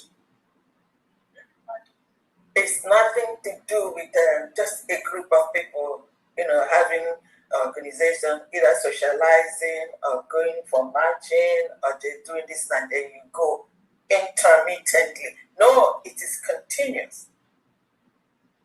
So we are a nation. All right, let's take the question. Yes. So on that, if you have anything, there's something you want to contribute here, please raise your hand, and then I will give you about 2 minutes each so that people can talk. Please get your facts and then your talk, just organize it so that you can just stay within the 2 limits given to you, and that will give other people opportunity or access to talk or also give their own opinion. So right now I have Sister Marian who go, the other is that. Sister Marian, unmute yourself and you can talk. Thank you. Okay. It's a privilege and gratitude to witness today. I am so happy. I'm Sister Mary Ann Chisaba Ugueke, and I'm in the United States. And hearing from DPM, Chief of Staff, Dr. Ngozi Rabeze, Queen Esther of our time. We are so grateful and we assure her that many are praying. Many are praying for her and her team. Because all of us want our freedom. Yes. All of us want our people to stop being killed, stop being kidnapped, stop being raped. Anytime you are leaving United States or any other developed country to go to Nigeria, if you don't know how to pray, you learn how to pray because you don't know whether you are coming back. Why we have government? People are being killed at home, in the farm, in the schools, in the churches where people go to worship. And the one that happened recently, I asked them, well, can't they call the what's it called, the security operator. They said if you call Abuja, they will say we don't have the permission to respond. Human life. Adjust. A few days ago, they give 50 people in midnight. And no response from Tinubu. Muslim president, Muslim vice president. And when I heard that the Tinubu showed up to greet these people, he showed up at the airport and called these people to come to the airport to greet him. He did not go there. So we are not safe. We are not. We are not. And I was touched when Dr. Ngozi Orameze, our DPM, was talking. You did mention that you are going to dialogue with them. Please don't go in person. We don't trust them. We don't know. We don't want what happened to Prince Nnamdi Kanu to happen to you. We don't want what happened to our PM to happen to you. Because these people cannot be trusted. They are desperate. So please, and we want you to have a kind of security around you. Anytime we hear that, no, you are going to certain days, my mind jumps. We don't want to hear another story. Please, your security is important to us as we continue to trust God and work for the freedom of our Hamadike, Prince Nnamdi Kanu, and our PM, Simon Jacob, the Joshua Pattern. We thank God for all of you. That so tomorrow before all of us, we are free because of the prayer. I am proud and grateful to God to have each of you.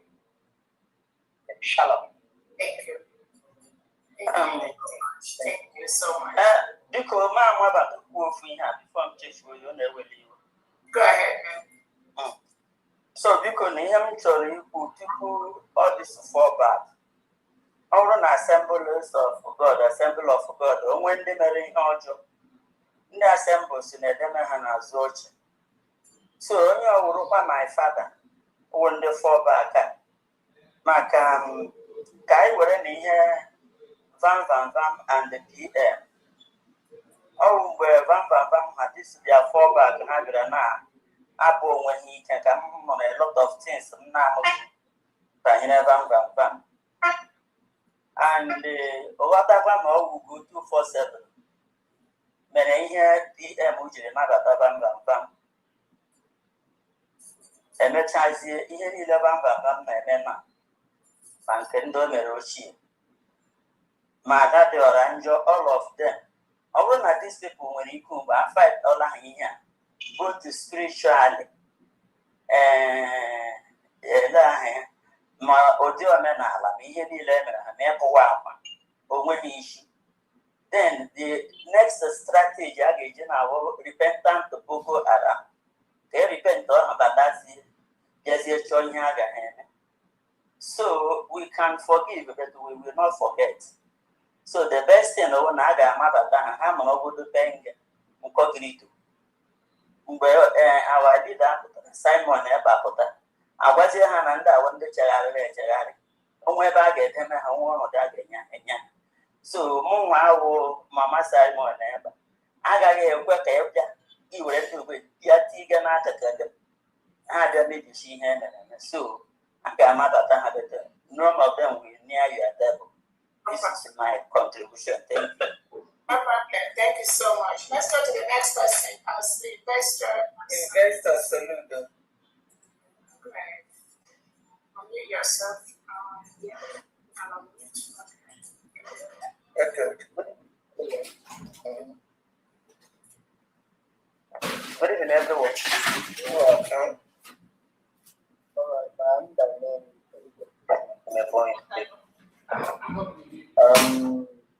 I'm a lover of freedom, and I've been playing the USD and everything about Biafra. And I want to project an opinion that can work or bring this Biafra struggle to the possibility.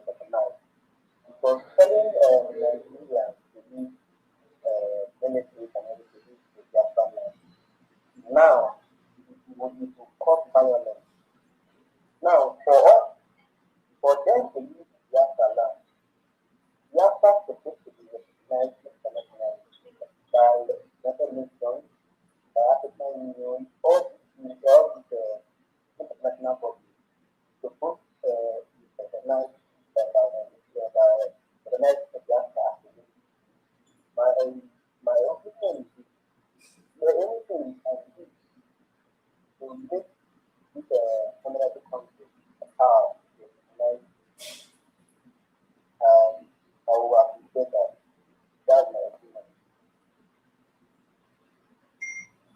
Right, even though some of the things you said, nobody heard, I didn't hear some of them again. You don't need anyone to give you your freedom.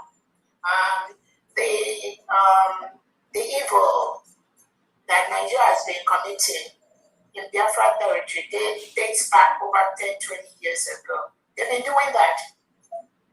They've been killing. The OB massacre, remember, the Mpua Junction massacre, the Head Bridge massacre, the Aba massacre, the Delta massacre, the Head Bridge massacre. Then, they've been doing this for ages. So Nigeria cannot give you freedom. The United Nations can only work based on what we are doing.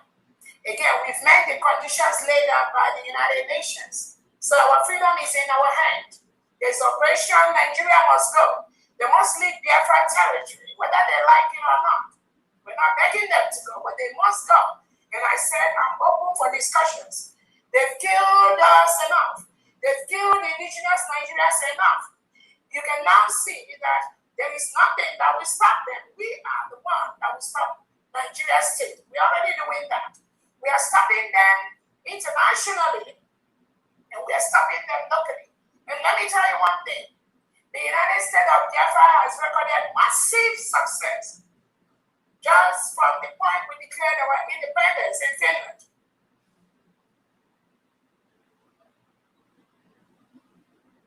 Declaring Nigeria as a country of particular concern is a success of the United States of Biafra government. Yes. The bombing of Sokoto on December 25, 2025 is a success of the United States of Biafra government. Declaring Nigeria as the most dangerous country in the world, and almost all the world leaders now is fully aware that Nigeria is the most dangerous country in the world for Christians to live. It is a success of the United States of Biafra government. The cutting off of 50% of aid by America just 2-3 days ago in Nigeria is a success of the United States of Biafra government. It is a gradual process. Every Biafran listening to me, you must do what you have to do in your own little corner. Do not wait for anybody. Don't wait for United Nations or Africa. You don't have to wait for these. Some of them collude with Nigeria. The United Nations Secretary was part of the people that approved for Nigeria to reintegrate non-terrorists into the country, leading to the killing of millions of indigenous Nigerians. How are you going to call somebody who has approved for Nigeria to reintegrate terrorists? How are you going to be looking up to that person to give you your freedom? That means you are wasting your time. This we are doing is all that we need to be doing. Just be steadfast. Just maintain what we are doing. Nigeria will leave Biafra territory. They must leave Biafra territory, the 40 states. You cannot reinvent the wheels. Every country is different. There is no one particular way to do anything. Every country has their unique features. Our country, the United States of Biafra, we have our own unique features that are inherent in us, and also based on the relationship we have with our neighboring country, Nigeria. So these are some of the things you have to put into consideration every second, every minute, as we move steadily towards the full protection of the United States of Biafra land. I keep giving people examples. Somaliland had a similar history with us. They declared, and they redeclared around 1970s. And the first recognition of Somaliland came from Israel almost 30 years after that. Almost 30 years after that. So we just have to continue doing what we're doing. Biafrans, be consistent. Reject anything in Nigeria. Reject any political party in Nigeria. Forget the shenanigans by the legitimized governors. They will assemble one place and say they're endorsing one president. Forget all that. Make sure they do not operate any political party in Nigeria, be it Biafra territory. Because those parties have been declared as a terrorist group by a Canadian court. The voluntary mandate sit at home has taught them a lesson that Biafrans have decided they will continue to delegitimize Nigeria. It's a gradual process. Just stay the course. It will take time. But our Prime Minister told us the declaration in Finland is going to give us the legal documents we need to legally remove Nigeria from Biafra territory. It's happening under our watch every single day. We will continue to use the resources available to us to continue to maintain and make sure that we protect our people and we protect our territory, and we do not allow the terrorists that are brought in by Tinubu and Charles Soludo to continue to kill our people.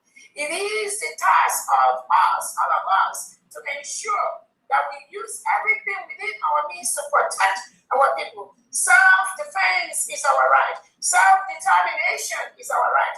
Decolonizing our colonizers is our right. Using everything possible to do that. That's why I call for peace. I am open for discussions. Because as Bianco, Chubu, and Co continue to forcefully, secretly remove innocent Biafrans from their homes, you will not have any peace in Biafra territory. I'm promising you that.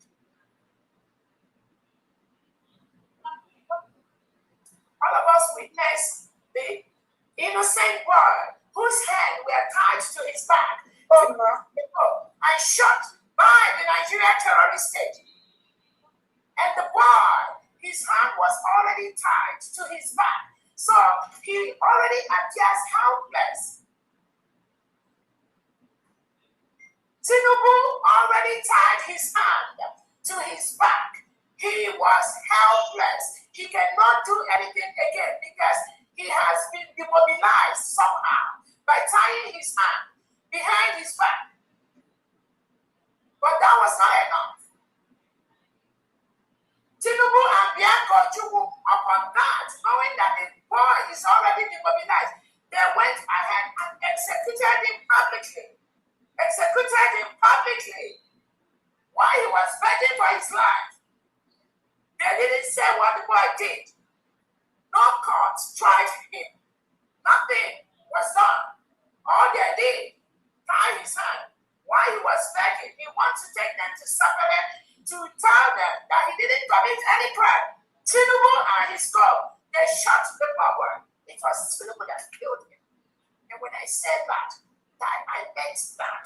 Because he is the one that authorized that reintegrated terrorists to kill that boy. What the boy did was the order given to Tinubu to kill any Biafran from Delta, from any 40 state of Biafra. It is a standing order by the Nigerian politicians to eliminate them, to remove them, just like they removed Nnamdi, Kanu, just like they removed Simon Eber, without committing any crime. That is what they are doing every single day.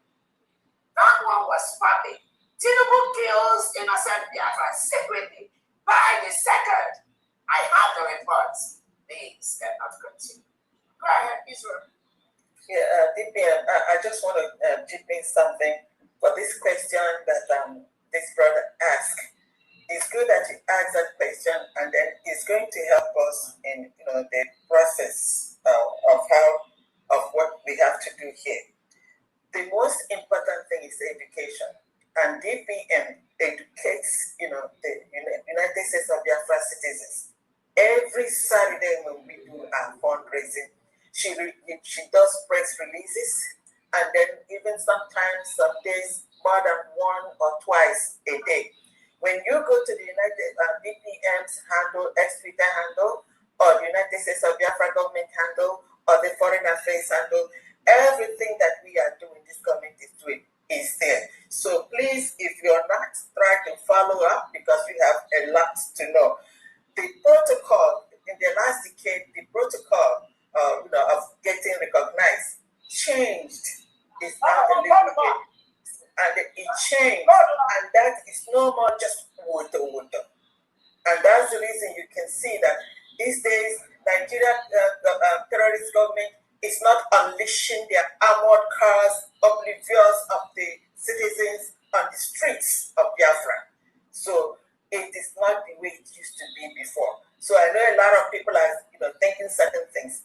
What this government is doing is legal. We are just following the legal way, and then we are doing excellently well. Please try and follow up on those sites so that you can learn and then be with us and understand the things that we are doing. Thank you very much.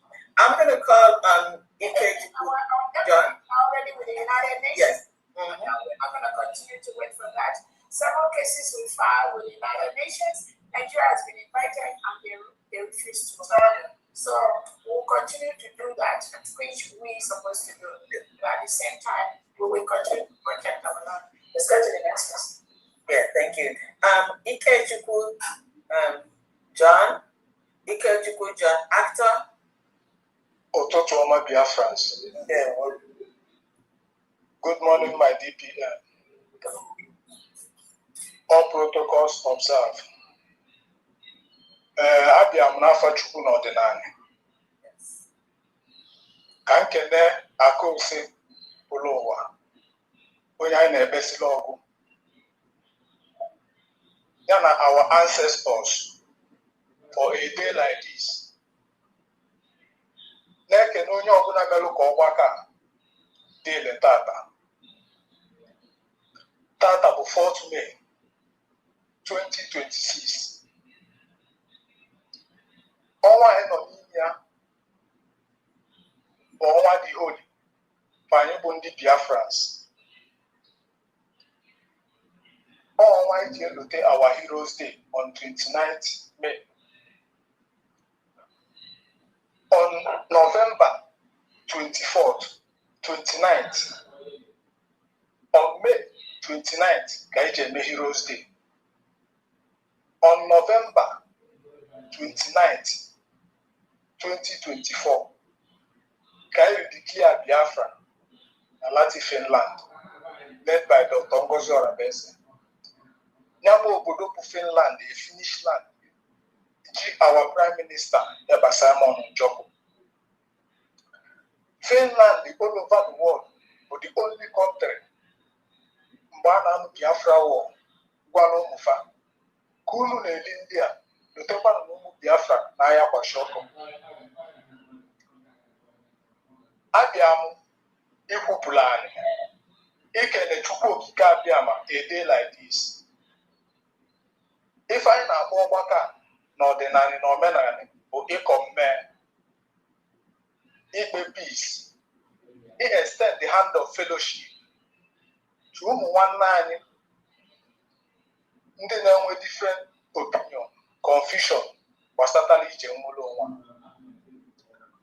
Onye ọbụla ga-agwa onwe ya eziokwu ga-ama na IPOB,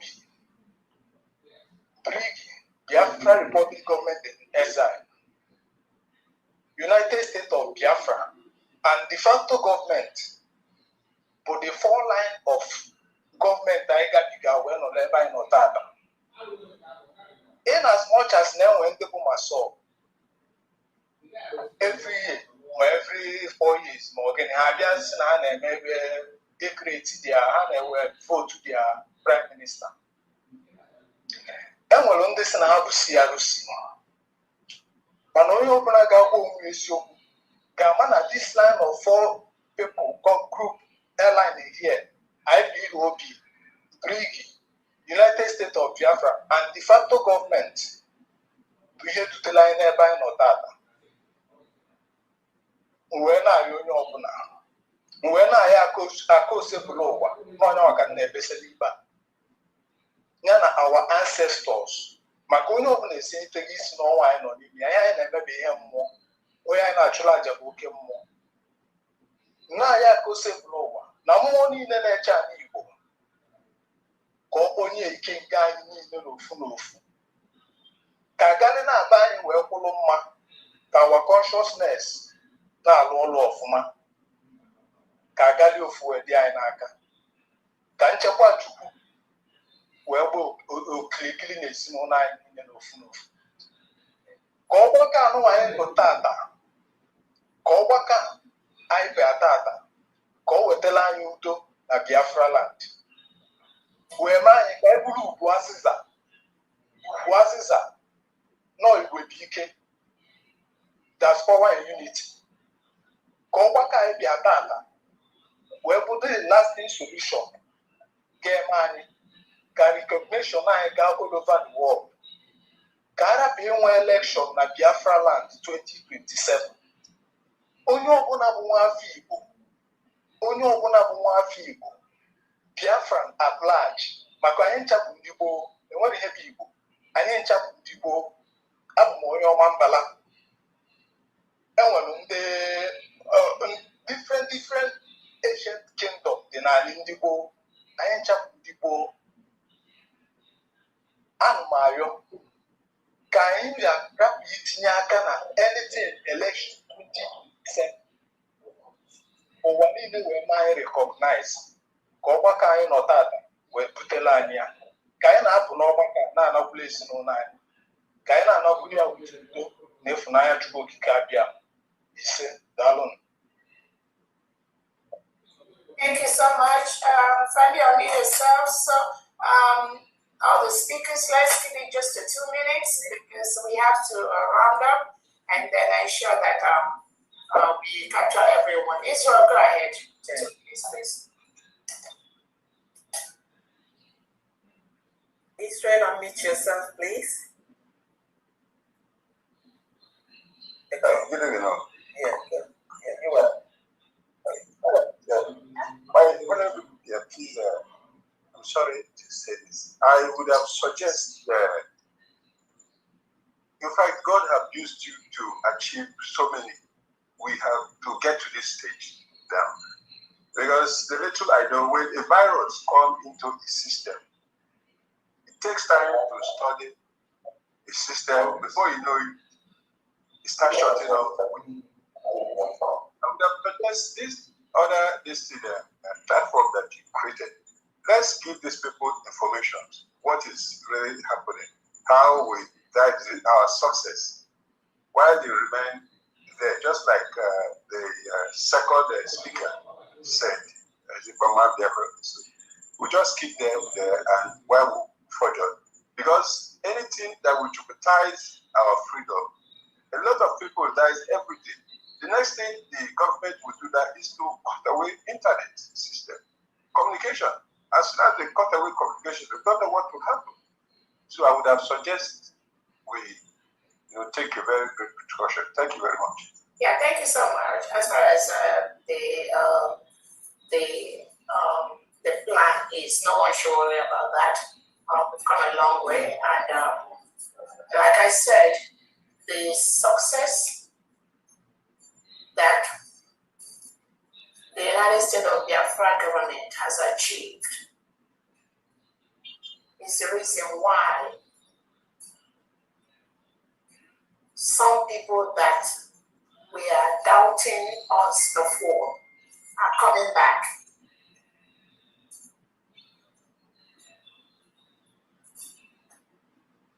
That is why they want to be part of what we're doing.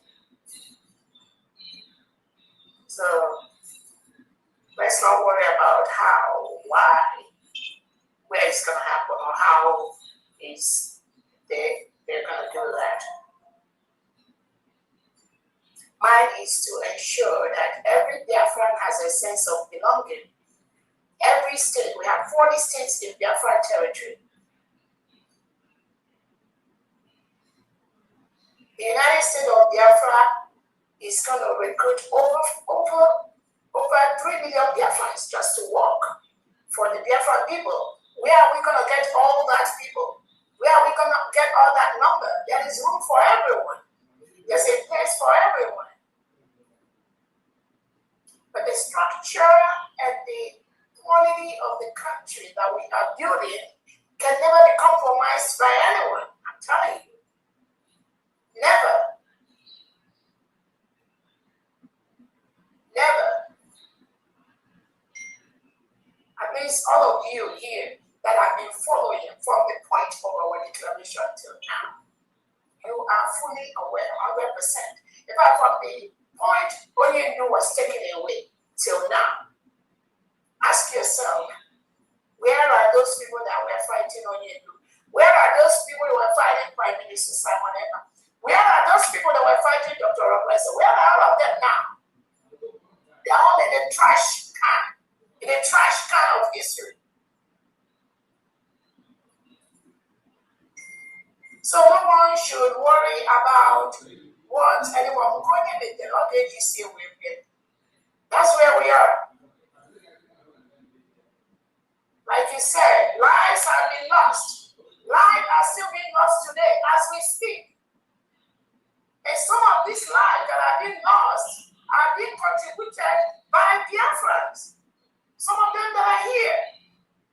From the things they say, from the things they do, everyone wants to be a leader.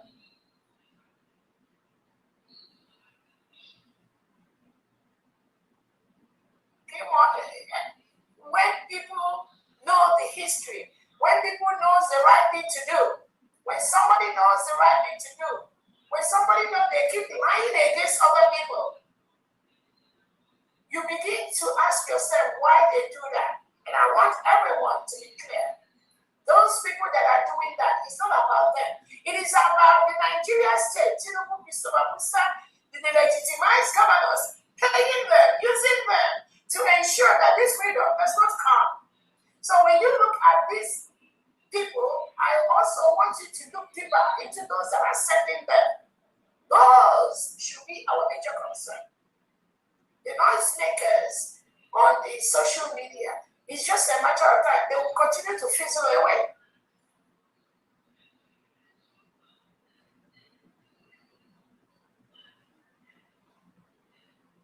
Those that we are calling our freedom, our declaration, as terrorist group, terrorist organization.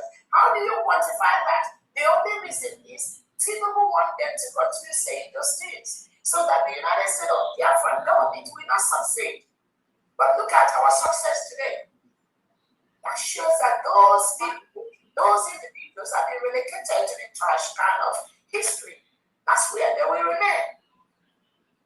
So don't worry about that. What they have to do and where they have to do. Israel, must start with them. Please, when you talk, you can put down your hand. Yes, I'm trying. Israel, can you please bring down your hand? And then the next person is a mouthpiece of God. Unmute yourself. Please. Thank you. Thank you so much, Honorable Fandian. And thank you, Your Excellency, Dr. I am the mouthpiece of the cause of Biafra, the Secretary of Interior and Homeland Security. You took the words from my mouth, Your Excellency. So I'm not going to repeat what you already said. Biafra, Biafrans are not waiting for anyone to recognize us. In fact, it is a privilege to recognize Biafra. Believe me. Our leader, Nnamdi, Kanu, already said, no matter what they do, Biafra must come. You don't even have to worry. Anyone who calls themselves IPOB organization as a group, if they continue, because Soludo,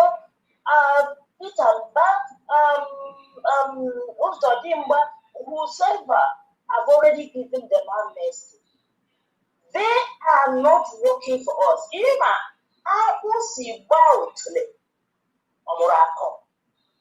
They did it to our leader, Mazi. They did it to our Prime Minister, Simon. They are doing it to you today. How many times for that? The thing is, In as much as we please, I'm talking.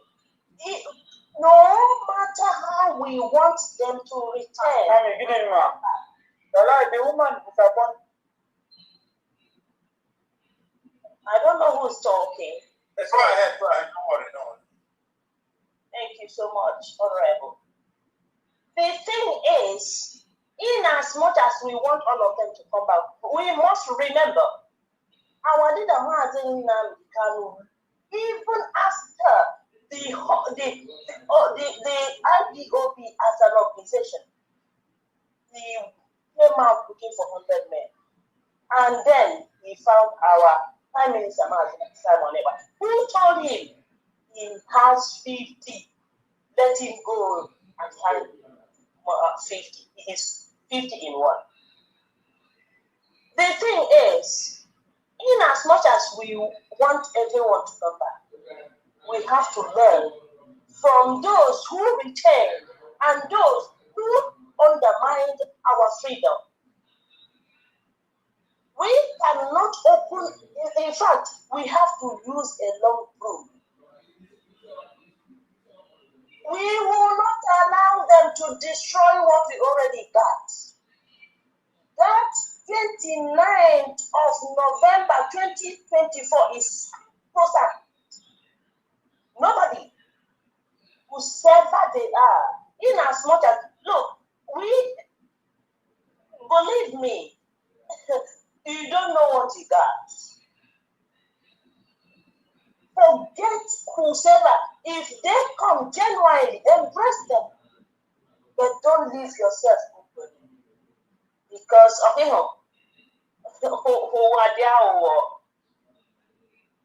I want you to learn from what happened to our leader Mazi Nnamdi and to our PM.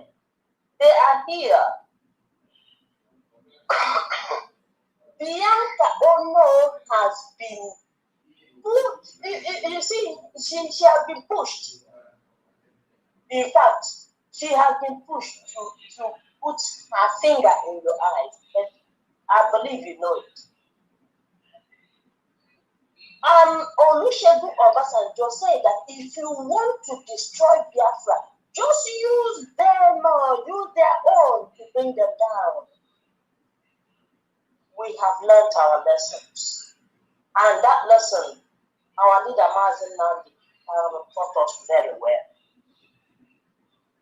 So, I'm trying to say in essence is this. In my conclusion, we have to be alive. This freedom we got, let's hold it tight. In as much as we want our brothers, our brethren, everyone from all Biafran, from Igbo, Igala,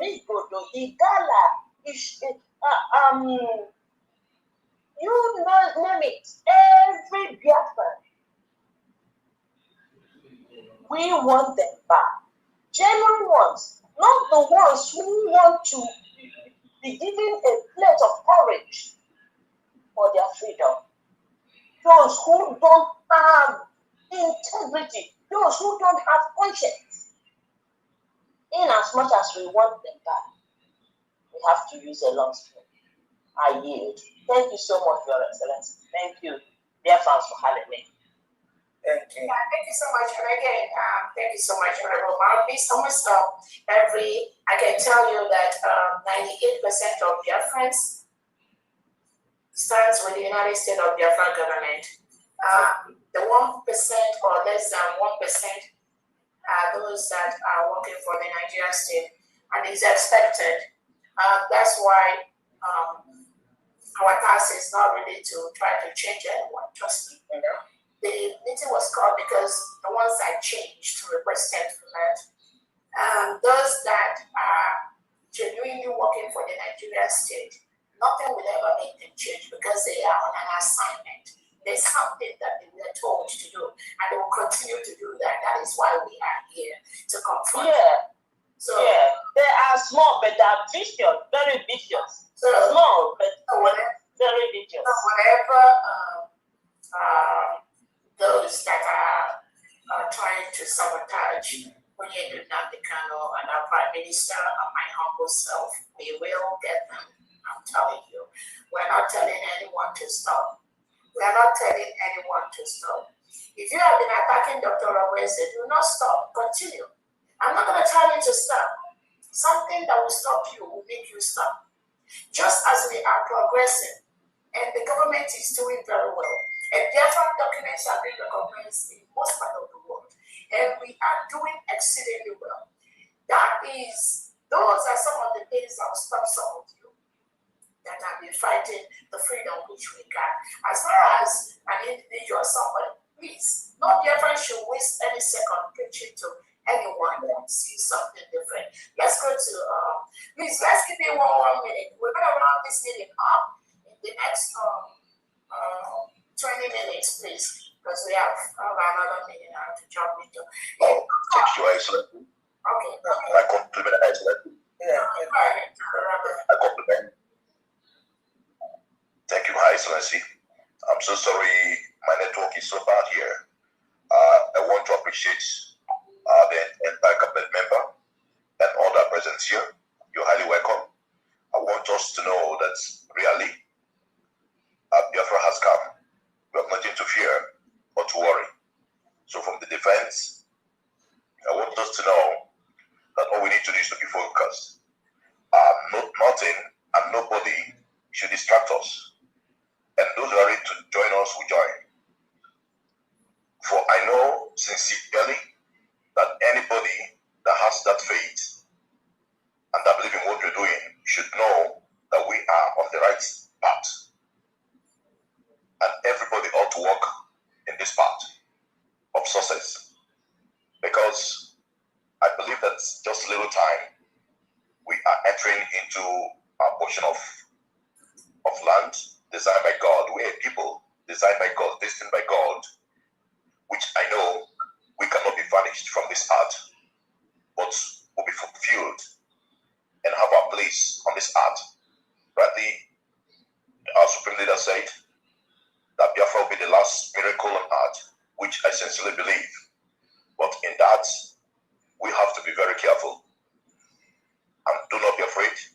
We know that among us, we have saboteurs working against what you're doing. But notwithstanding, we are still there. We are watching, and we are getting them. But I want to promise of your friends that in less than no time, they are going to be rewarded with all their works. It is a taboo to kill a Biafran, to kill an innocent Biafran. And as many have been doing this, I have their names. I have their names. And none of them will go unpunished. We have little time to bring them to board. And none of them will escape it. And by the grace of God, let's continue moving and do what you're doing. And be focused. And do not allow distraction. Thank you so much. I appreciate for being here. Thank you. Thank you, Your Excellency. Thank you. Thank you. Thank you so much, the Honorable Secretary for Defense for the United States of Biafra, Envision Ellis Cord, General Rabbi, for that word of comfort and for that word of those words from you.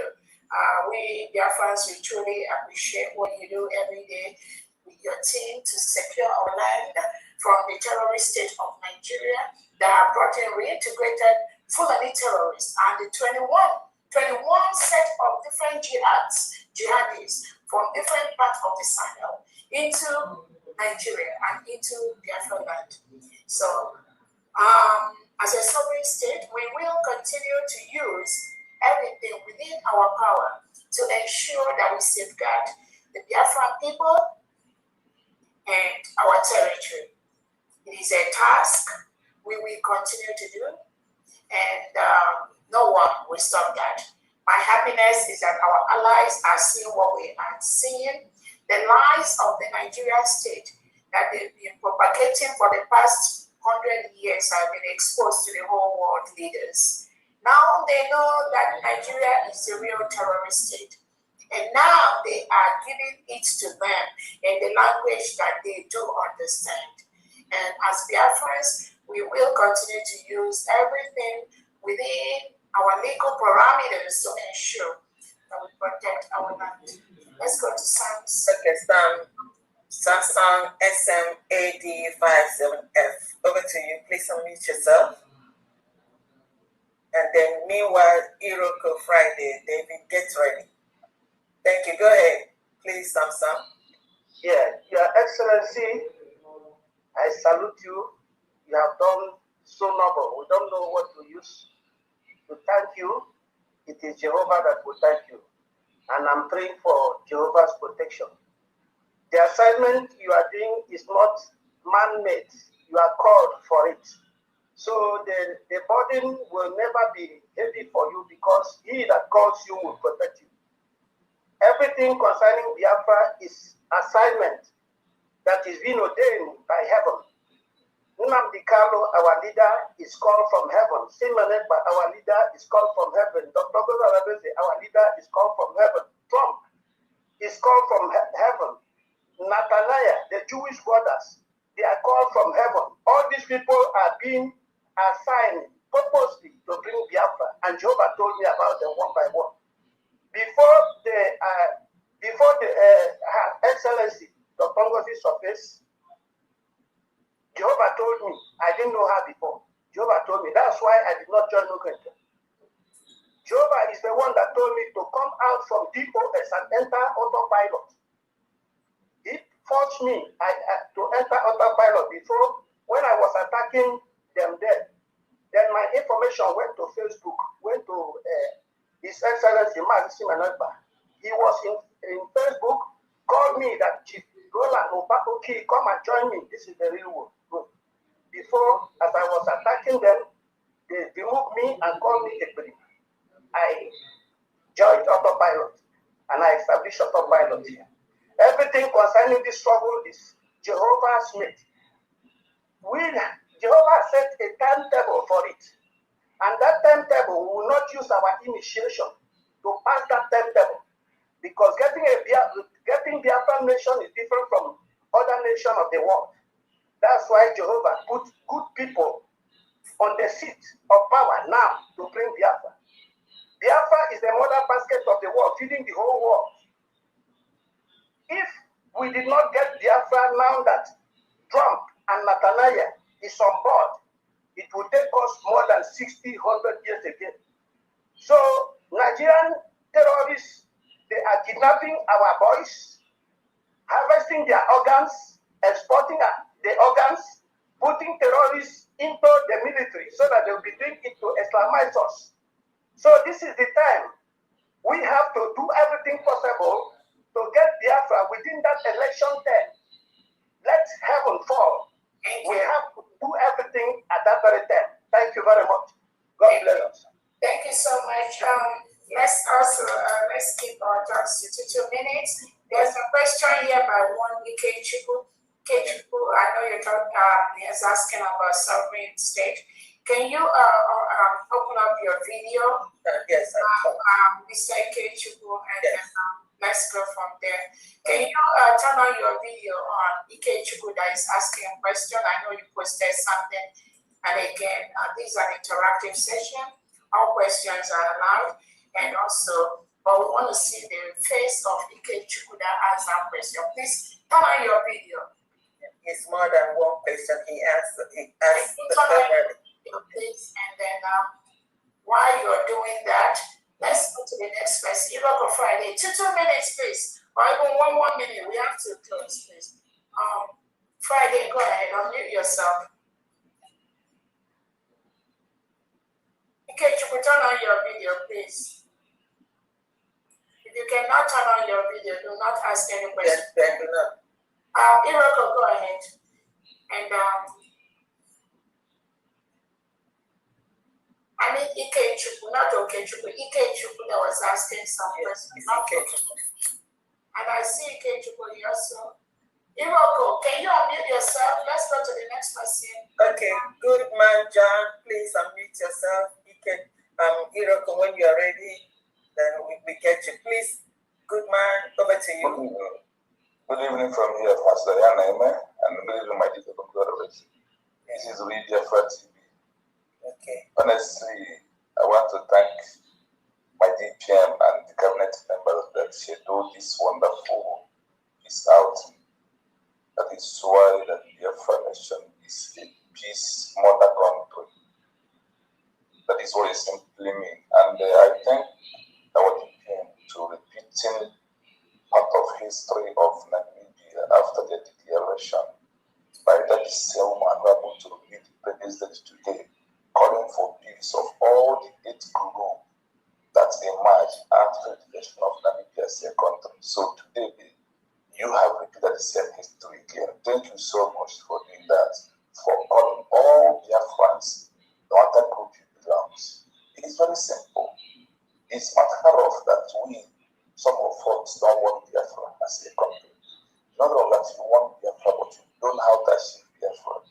I want Ike to go to type on his phone what is transition to achieve a new nation. I want him to use his phone and ask to Google what is meaning of declaration and what is meaning of organization under protest and agitation.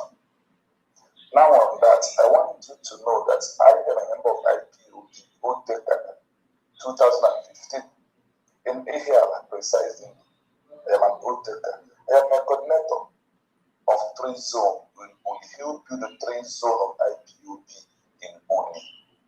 But what happened when the movement is changing, I am changing. Only in the Biafra movement that the way English will speak is not working. What is that they said? Once that is life, once that is stable, life is changing. That change is what is constant in life. When it comes to this, to see Biafra as a country under IPOB, there is no change. The word change is hard for the family. In the Bible, we say, no, also, I'm a case here, yes. So I focus now, what am I also saying? This robot courage to get a good the IPOB, I challenge the case was number of IPOB to tell us one country in this world that because of protests and agitation and organization, they are a country today. Because who please on the comment section, name one country in this world that they are a country because of the name of the organization based on protest and agitation. What is agitation and protest? The grievances that you are asking Nigeria that what you are treating is not good, then please treat me nice under the UN Charter. And what is called transition is when you move from a primary school to secondary school, from secondary to university. From 1999 of over 3K protests under myself to 2026. It is a 27 years that you are agitating and protesting, and you are doing one thing for 27 years. Let's assume you have a child who you send to school for 27 years. That child still remains in secondary school. I hope you will be happy with the payment school fees and buying things to that particular child. So, my people, we have without in this 21st century law that starts from 2001, ending in 2100, the exact example of what we are doing is Kosovo declared their country 2008. Today they are a country. That is the example they need. Namibia declared their own. But after the declaration, they have 8 groups that emerged. If one of those 8 groups went ahead to go and declare Namibia again, you know what happened? When the UN come to recognize Namibia in 1976, they recognized the authentic one that declares it in the first time. After the 1967, the only time is this time. No other time have can Biafra in appropriate right way of having a new nation. Please, my people, come back to your country, not organization. Mazi and Kanu said, we will return who we are through declaration of Biafra as a country. That is where we are. Thank you so much. Thank you so much. For those that are asking for the link for donation, I have emailed one of them right now. I think I just emailed you the link. for donation. Again, you can donate using, okay, Amarachi, I just emailed you the link. And then I'm going to also post the link. I'm going to post it immediately after this meeting. So you can donate using, I'm going to put the link right now, www.unitedstatesofbiafra.org, United States of Biafra.org is one word. United States of Biafra.org. Okay, I think somebody already posted. Thank you so much, Honorable Crystal. Okay. Or newdimensionmandate.com. You can use any of those links to donate. Thank you so much. So, please, the hands, can we do it one minute? Okay. The next person now, Iroko is not there. Maybe he's sleeping. Please, Executive Elder Don, over to you. Iroko, your hand, please. Please, Executive, please. 2 minutes, not more than 2 minutes. I'll be calling people off within 2 minutes. We don't. Well, yeah, good evening. DPM, we love you. Evening, Diana. You're all wonderful. There's no words to compare what you're doing. Anyway, most of the things, only because my hand is still up, I still have to usher a word, but you've all said it all. You know, like one of our brothers said, and anyone that is still moving from one left to one right, indecisive of what they want about Biafra, I don't think is really something he knows where they're going to, because right from day one, personally, I use myself, you know the person. If you don't know who is speaking the truth or who is doing the right thing, then it all means you're working with, you're one leg here and one leg there, so you don't know who, because we are a spirit. First of all, what I will employ all of us to know is that what is happening to us as Biafrans is spiritual. It is spiritual. It is spiritual. Biafra is our leader to have said, the PM has said it, our PM has said it, is the last miracle before Christ comes back on earth. In fact, people will say, oh, when he comes back, he's going to be 1 year. 2,000 years is like a day to God, just like a day, it's just like one. It doesn't make any meaning, but it's the last miracle. Can you sit down and close your eyes and imagine why are these people, the whole of these people fighting us tooth and nail? Oh, they did everything to get up, President Donald J. Trump out of the way because he came back for us. His mission is for us. So I remember we were maybe on X once, and they're saying, why can't he, spend the time in Iraq and Iran or what, why not come and deliver us and do this? I said, look, everything is well ordained and well organized. God knows what he's doing. He knows what he's doing. He is here for us. And I will employ all of us as we pray always for Biafra. Let's remind President of USA in prayers. Let's remind Israel in prayers. Remember please round up. That we have to pray always for, the peace of Jerusalem. I'm not going to round up, honestly speaking, I just want to deliver this. We are going back home. That's not anything anybody wants to say. It is done. It is dusted. Our DPM is here for the purpose God has assigned her to do, and nothing anybody can do about it. Thank you so much. Thank you. Techno BGCI, 2 minutes. We're still waiting for Ikechukwu to show his face, the person that is asking about sovereign state. Techno BG6I, can you unmute yourself, Joseph, you want to go ahead, please? Good evening, DPA from here, and I appreciate you and the aroma of your personalities. Please, the family, I just want to ask this simple question, and also add one or two things. I find out that before you sorry, Joseph, before you continue, are you in homeland or in diaspora? I'm in diaspora, yes. Turn on your video, please. Okay. Thank you. Can you see me? Yes, go ahead, please. Thank you. Okay.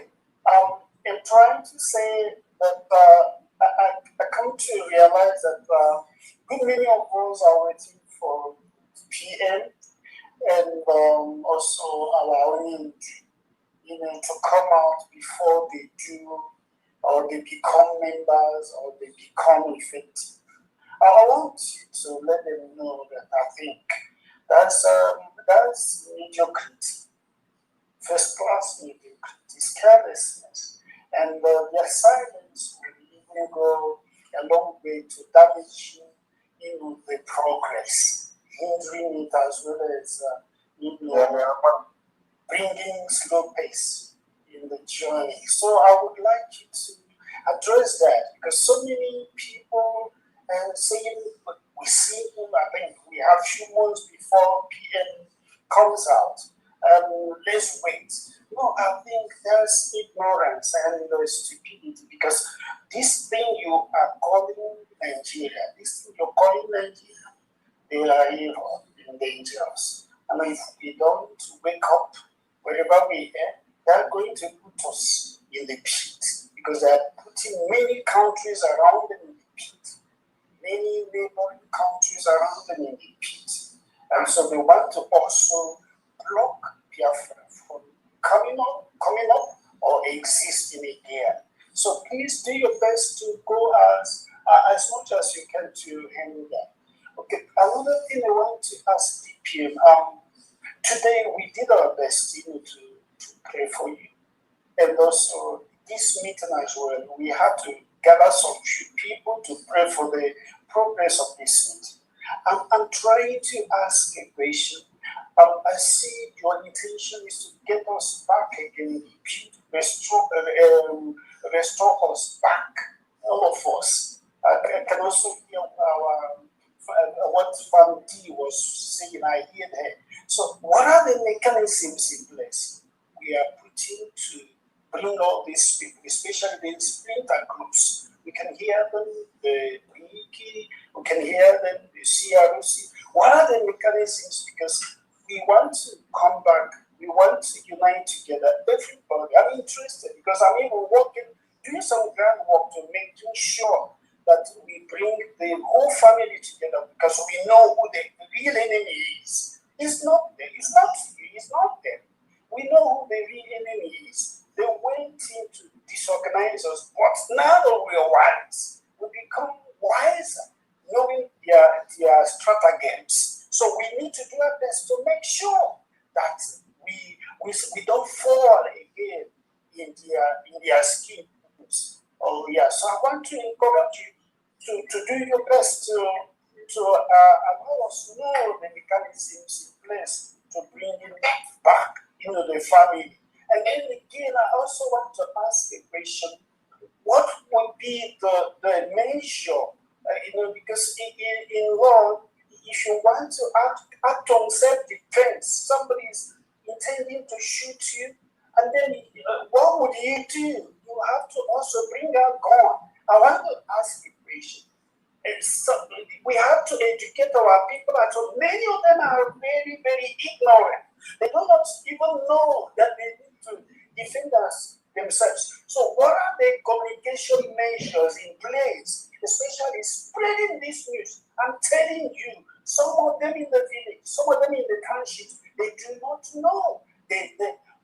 These people will come to them, they will even be looking at them, they even stay in their homes, stay in the village, and then occupy and take over, and in the mind they come and kill them. So what? I get your question. I get your question. Thank you so much. Yes. What do we have any weapon we have given the agents to defend themselves? Okay, thank you so much for your first question. Those that are waiting for you in Nnamdi Kanu before they will fight for their motherland, that is their choice. Yes. I mean, you can wait from now till the next 100 years. I'm not going to change that. Anything that is okay for anyone to do, let them continue to do that. All I have to say is, if the Prime Minister was waiting for Nnamdi Kanu after Nigeria state kidnapped him, if the PM was waiting for Nnamdi Kanu to come out before he does anything, all of us, we are not going to be where we are today. We will not have the success we have in the destruction of Nigeria. The bombing of Sokoto will not happen. The declaration of Nigeria as a country of particular concern will not happen. The declaration of Nigeria as the deadliest country in the world for Christians to live. And most world leaders are trying to make sure that entity is dissolved as we speak. If DM was waiting for Onyedu to come out, that will not happen. So again, anyone you see saying that is not serious. They've never known what freedom was. They will know that we are just mixing up, making noise inside the struggle, pretending to be part of the struggle. So they were never following Onyedu, neither were they following the Prime Minister. So don't worry about those people. If you talk from now till the next 100 years, they will still be telling you those things. So don't waste a second. Just tell them to be there. If they want to sleep with even Onyedu, they can carry their bed and go to Sokoto and sleep with Onyedu until Onyedu comes out. That's what you have to tell them. On the second one, about the splinter group, there is no splinter group. There is only one government, the United States of Biafra government, that was declared on November 29, 2024 in Latvia. Nothing else exists. On the last question, the measure for our people, again, we just had the Secretary of Defense of the United States of Biafra envision the escort General Rabbi talked, and they have so many things in place to ensure that our people does not continue to be killed by the Nigerian state. The forceful removal of our people by the Nigerian state is on world record right now. Every country leader knows now that Nigeria forcefully, in the middle of the night, removes and kills indigenous Nigerians and indigenous Biafrans. They will pay for those crimes against humanity which they are committing. And again, I don't know, it's only we Biafrans that are going to start them. But again, our people are doing what they need to do within their capacity to defend our land and our people. That's why we keep asking for the fundraising. We need more money. We need the donations from Biafra to help us to stop the terrorist state of Nigeria that is forcefully removing our people, killing our people, running our homes, raping our young men and women. It is through your fundraisers until we get our allies to come in. Now they are supporting us in a little way, but we believe that very soon we will have the support that we need from our allies. And also we're going to have the recognition of the United States of Biafra. So those things are a gradual process. I just gave an example of Somaliland. It took them over 30-something years for them to have their first recognition. Ours will not get there, but we have already put the things, the machineries in place from our Onyedu, from our Prime Minister to get that running. And it's happening by the second. BRGIE, go ahead. 2 minutes. 2 minutes for your question. Thank you, Deputy Prime Minister. I am not asking a question. I just want to chip in and to thank you so much for creating this wonderful opportunity where the members of the former BRGIE and the USB member can come together to deliberate and to have a last chance for reconciliation. Reconciliation is very, very important. Even when the war ended through no victim, no vanquish, The Zoo government promised to rehabilitate and to reconstruct and to reconcile all the affected Biafra, which was based on 3RX, and they failed it. So, and it is to our very eye and clear to us that some of our members who joined us following our Supreme Leader Mazi under BOS today have accepted themselves to bear the name the Reconciliation IPOB, the Reconstructing IPOB members, which they are moving around in some states, deceiving people using the name of our Deputy Prime Minister, Dr. Ngozi Oradeze, and USB, while they are not for USB. I am speaking. I want to let each and every one of you as a colleague and a fellow comrade, a governor of all states, to be very, very, very careful and prepared at this particular time. This time is a time of being careful because there is a room open for reconciliation. And you know, all the bad eggs are allowed to come and showcase their true repentance. You know, the military say when the forest is too thick, there is no parliament in jungle.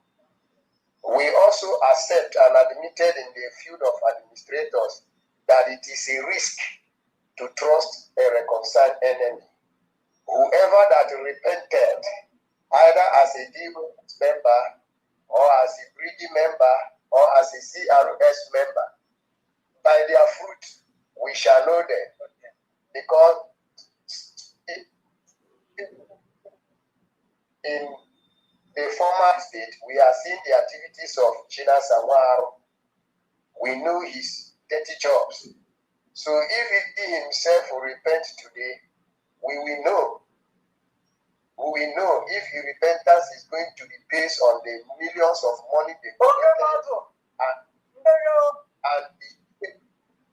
and he changed the seat at home, which he rightfully declared, and in support of Mazi Kanu, that we should go silent under civil disobedient by disagreeing to move out every month.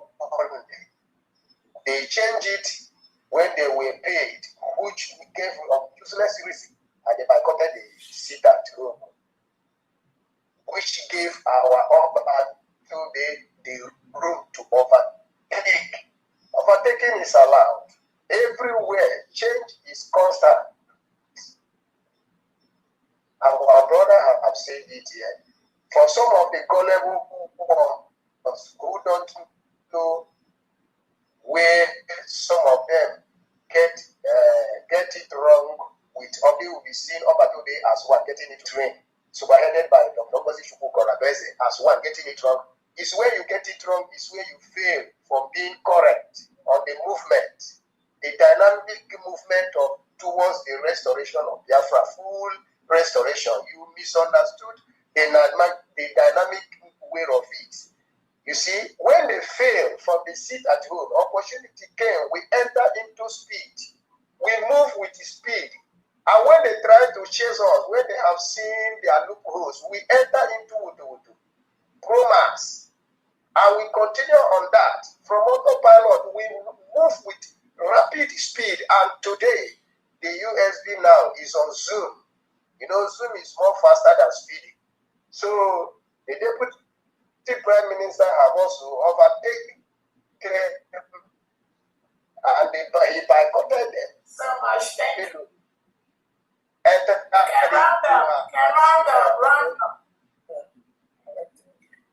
So I am rounding up and telling Prime Minister, you did well for opening a reconciliation group where everybody will come. And we, the governors of the Biafra land, we are open and our eyes are watching. We are seeing the activities and they should be coming. Let us see their heart. And if they want to wait till Obatobe and Mazi Kanu comes out, we will not be waiting for them. We are already moving.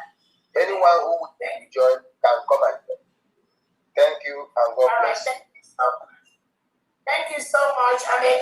want to let you know that those people you see that are fighting Obato here are fighting PM and myself or the Onyendu, they are less than 0.00001%. Honestly, they don't really matter. What you see them doing is what they are paid to do. And again, nobody should be moved. Like I said, these are representatives of 0.00001% of Biafrans. In every country, there will be opposition. That's why we have opposition political parties. Even in America, you have Democrats, you have Republicans. So it is okay. As Obato told some of them to stay where they are, it is okay. It's still okay for them to stay where they are. Everybody does not have to join USB. Again, that's something I just want to be very, very clear. Everyone does not have to join the USB. Just like Ikechukwu here that's been typing and I've been trying to get it. I told him to turn on his video so that we can answer his question, but he's not turning on his video. No. It is okay for everyone to believe in what they want or what they wish or what they think is best for them. It is okay. Everyone does not have to believe in the USB. Some people think that we, USB, we are the real terrorists, not the Nigerian state. It is okay.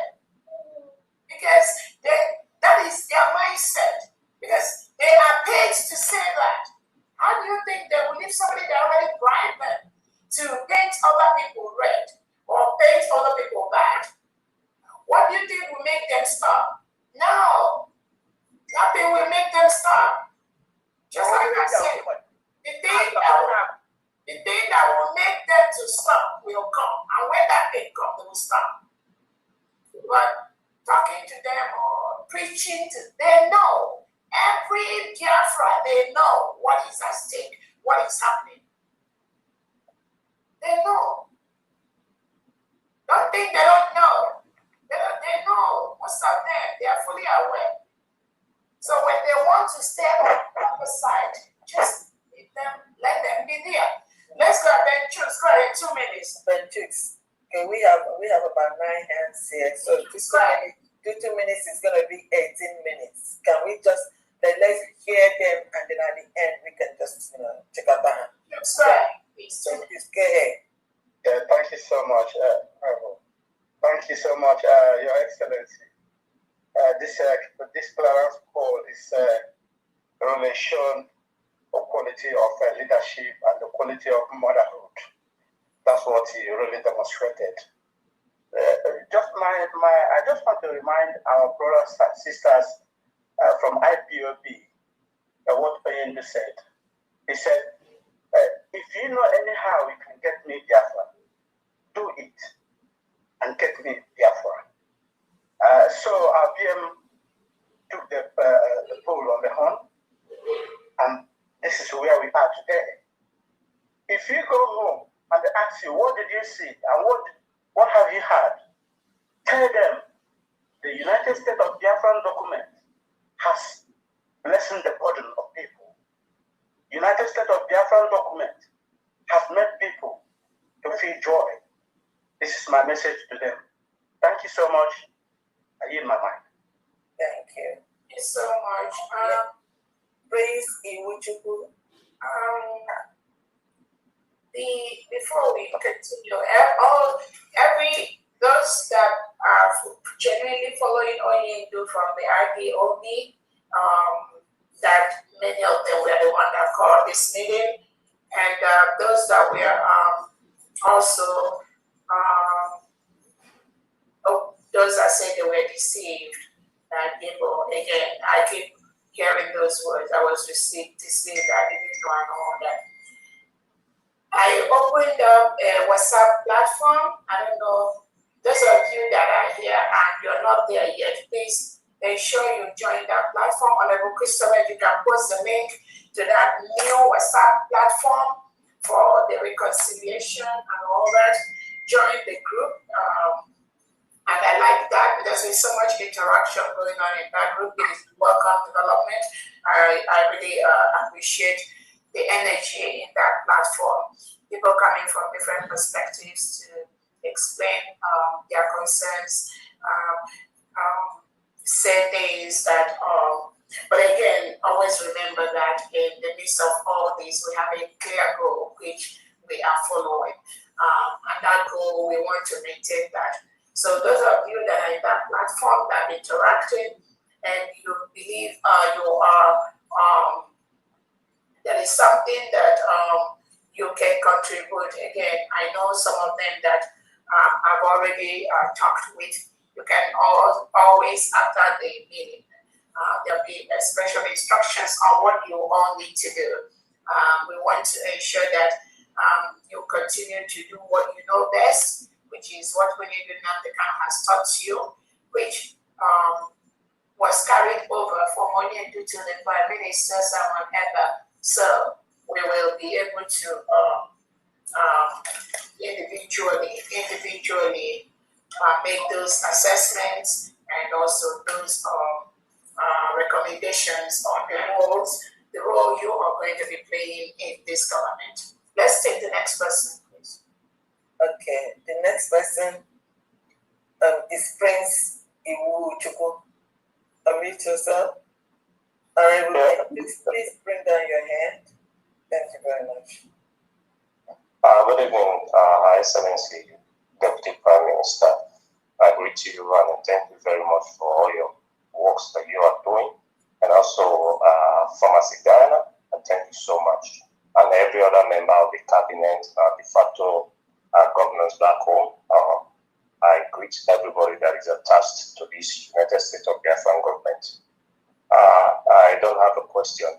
It's just that I want to share my own view, as in my opinion also.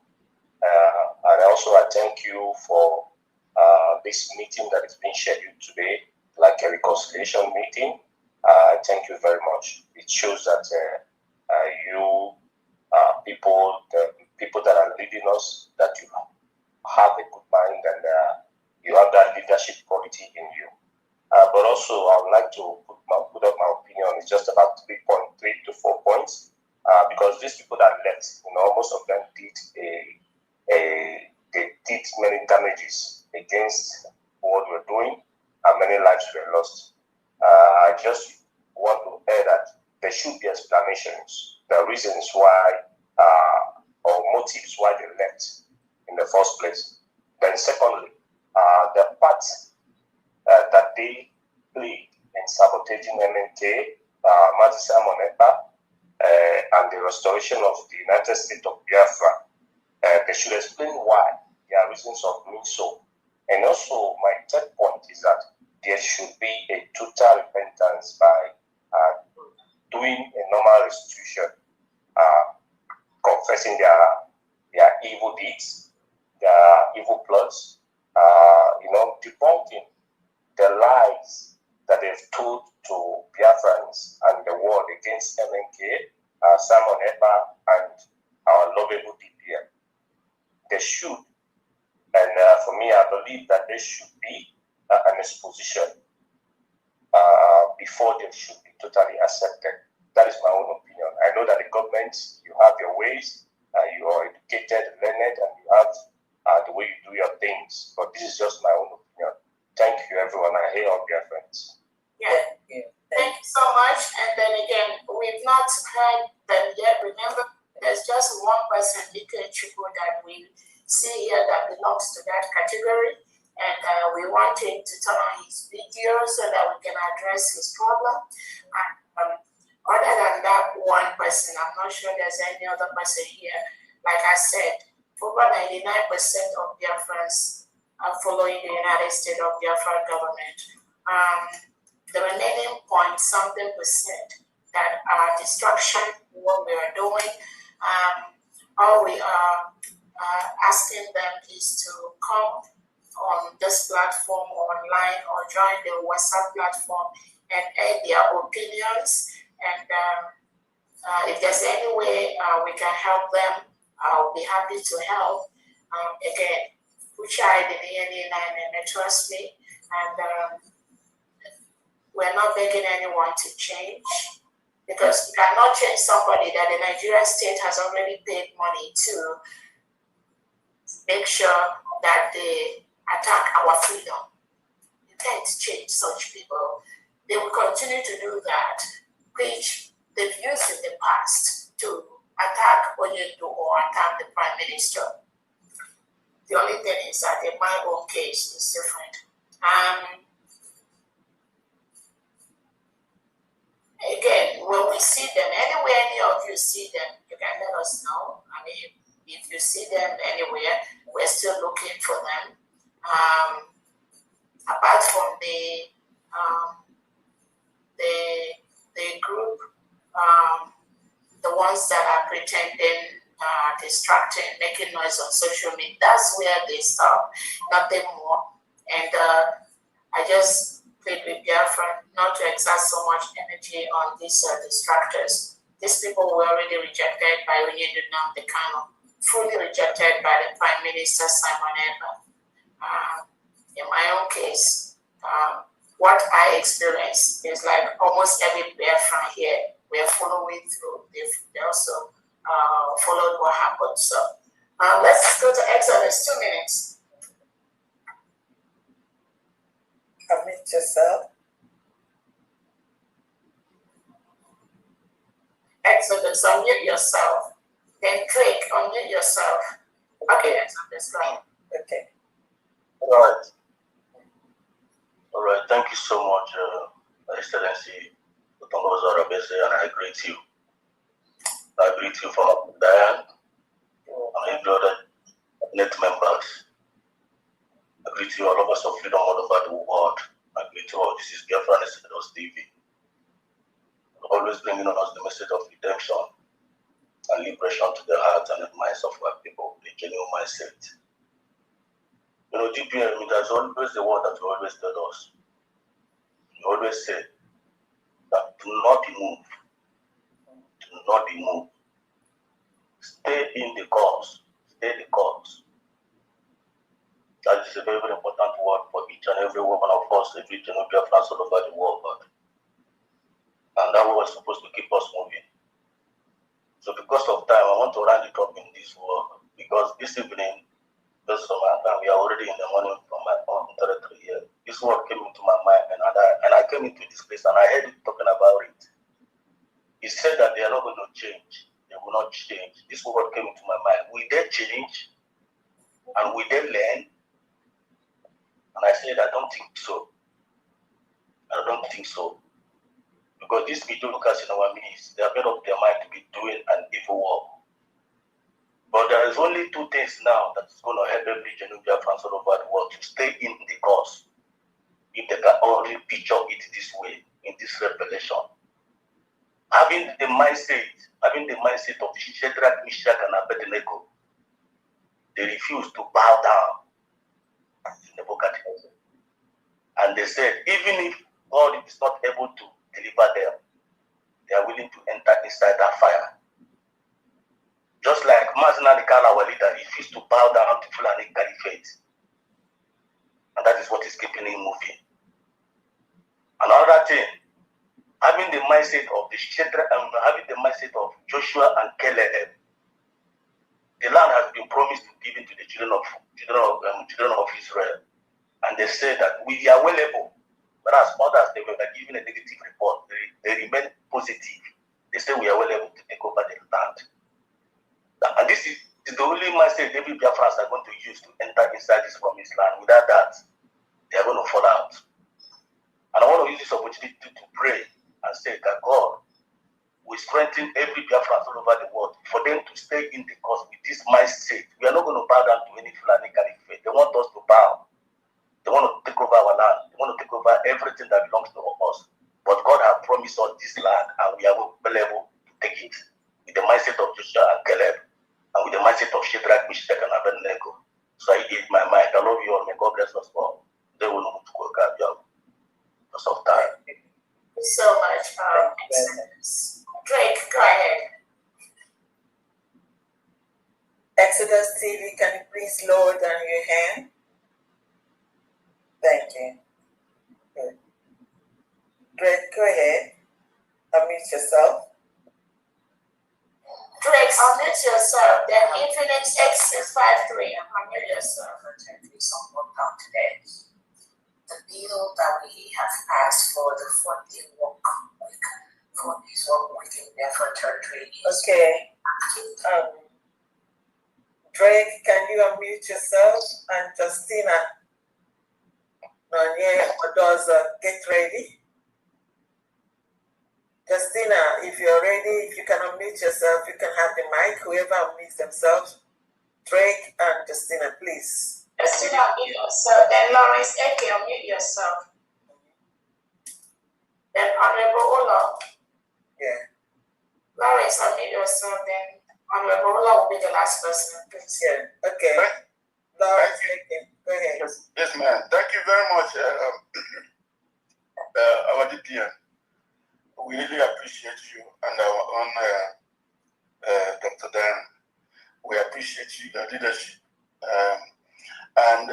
My contribution now is not really about a question. I'm not asking any question. I just want to say that I knew that a day like this would come from day one. Only some of us that were in Finland on that 29th December 2024 that will attest to what happened in Finland that day. Tears were running like water everywhere. People were crying. I remember vividly when we went out on that cold to protest. Everybody knew how the situation was in Finland that day and that week. And we came back here and we went back to our various stations. And then a lot of people got sick when we started hearing the situation coming from our people that were in Finland that day. So, I'm not saying this to say much that whatever that happened that day consists of people that already paid the ultimate price. The truth remains that these people, we have to listen to them, but we have to proceed with caution. And I would say this to support what our own might be said. That none of us or Molako. If you make so at this time around, we have to proceed with caution. That's really my only advice. Thank you. Thank you so much. Justina, 2 minutes. Unmute yourself. Then Honorable Logray. My Honorable DPM, Her Excellency, good evening. Good evening, Cabinet members. Good evening, all Biafrans, both from the de facto, IPOB, USB, CRC, and every other faction of Biafra that's in this meeting. Honorable Famdi, I greet you for all that you do. This is a wonderful maiden meeting to bring all of us together. As you all know, this has been a long way coming, and I'm glad that it is coming in the the month of May, which is our month of remembrance. So it would also be a month of reconciliation. As the Honorable DPM said, there are those that she will never be able to convince, like the Ikebukus of this world. They have made up their mind.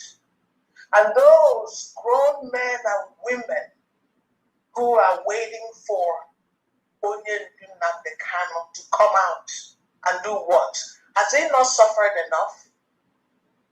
You've moved on all these years. This man has languished in jail. You want him to come out and do what for you? Is he going to pick up the microphone and preach for you? What else does he have to do that you've not heard? Is it PM? What hasn't PM done? What else do you want PM to do when he comes out? DPM took the bull by the arm and stood her ground This Biafra that we have today, if she had not done what she did in Finland, will there be a Biafra for all of us together? I hear some people here asking, we should teach our people how to defend themselves. For how long? Has that not been what we've been preaching all these years? With what money? Do you people even come to the Saturday fundraising? Do you come with your paper and pen and calculate how much comes into the purse of United States of Biafra? How many states do we have? Men on the ground, defeating alone. How much does each and every one, if each and every one of us here contributed at least just in this group today that came in here, everybody gave in $50 or $20. That's gonna help. But even on the fundraising, people come and make long speeches, and in the end, I give 5 euro, and that's for the men on the ground. What will have you asked the cost of what they used to defend themselves? A bag of gari, a bag of rice for a camp. What do you want DPM to get this money to fight this war? If we don't support her financially, that's what we need. Not all this long, preaching that we all come here to do. So if you people want to help the DPM get Biafra, she needs the help. She needs the money. We need the funding until we get the allies that will come in and help us, and then we can move on. But please, what I don't want anybody to come here to do is to ask her how our people going to where is the this, where is the that. She doesn't have a mint where she mints money to make money to defend Biafra. It's all a collective effort for all of us to do it. So I thank this group, and also for those there, someone made a speech about those who are coming in. Some of them are coming in as spies, and I will also advise those in the homeland to be very careful. This is the time to save your lives. You don't have to let anyone know your intentions. You don't just, all we want you to do is to stay alive. Stay alive. Whatever you have to do to stay alive until the full restoration of Biafra, please do it. And I thank you all that showed up, and I thank those who have come back into the fold. We move forward, and God on our side, one of these days we'll wake up and get some nation that will support us, and then that would be the stepping stone that we have been looking for. So I thank all of you, and I appreciate DPM and FAMD for organizing this gathering, for all the splinter groups, for us to come together and move forward. So I yield. Thank you all. And thank you so much, Honorable Ola. And again, this freedom is not really for me, for Dr. Blessed. This is, and I understand where you're coming from. Everything anyone is doing is for their own children, grandchildren, great-grandchildren, for the generations yet unborn, just like when we declared in Finland for our independence. Nobody is doing that for me. Anything that we are going to be doing is going to be based on the level resources that we are getting from our fundraisings until we have our allies who have publicly recognize us and start assisting us. Again, we're getting little assistance here and there at this point, privately and publicly. We want to increase that because we want to make sure we safeguard our country more. We protect our country more. We do not allow the Nigerian terrorists, the recruited terrorists they have in military and police. We don't want them to continue to kill our people and get away with it. So that's why we will continue to make sure that we equip our people the right way. When you do now, the Kanu has been in this, when he was in this struggle, he prepared Biafrans on ground. We prepared our men on ground to be able to safeguard and protect our land from the terrorist state of Nigeria. Our Prime Minister Simon Ekpa also did the same by ensuring that these people, the things they need, they have it. But once our PM is out, Onyendu is out, these people, they hijacked all those things that Onyendu and PM has given them. So we basically have to start from the scratch. And that is where you continue to see people sabotaging the freedom of Biafrans, thinking they are doing the progressive, not knowing that history will also come to them on how they hijacked the things, the items that Biafrans have contributed through Onyendu and through our Prime Minister to protect our land.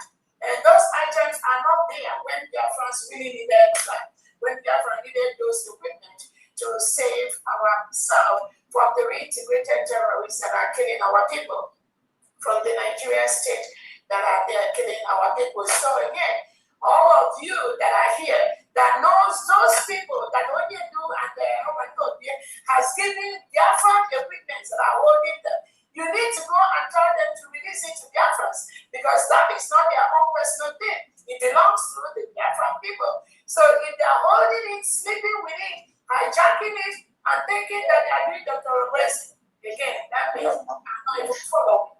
That's why it is for their own best interest to release those items that Onyendu, because Onyendu is coming out, PM is coming out, and all those things that they took from Biafrans through Onyendu and through Nnamdi Kanu, they will account for it.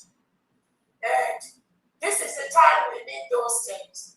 So they need to release all those to the state governors. We have 40 state governors in Biafra land. If you know that you took something from Onyendu or from Obatobie, and that is what Biafrans have contributed to give, you need to return those things you have to the 40 state governors, which is approved by Onyendu and Nnamdi Kanu.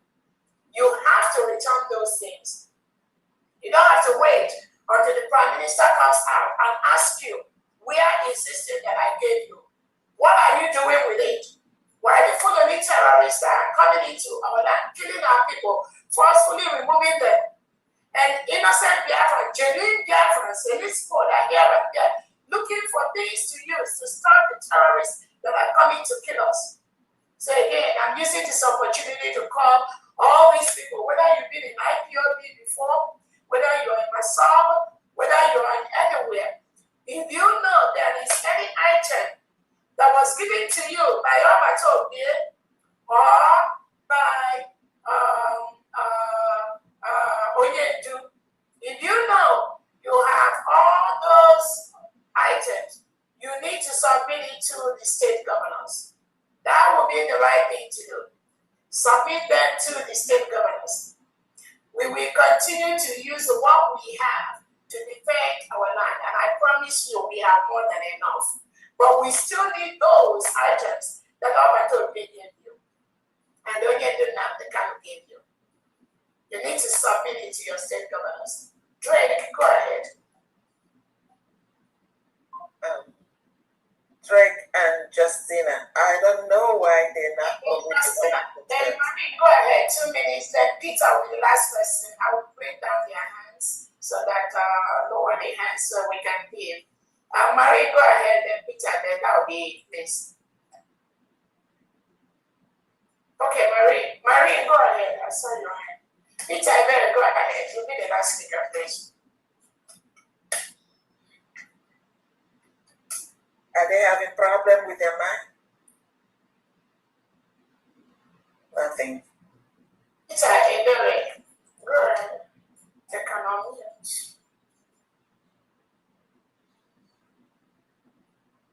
Okay, if they're not able to speak, I think, I don't know, Peter Ibere is not unmuting himself. Your Excellency, I think we should round it up here, and then since this is Armenian meeting. We're going to be having more like this. Today is just the first day, right? Today is just the first day, and pretty soon we're going to have to schedule another meeting.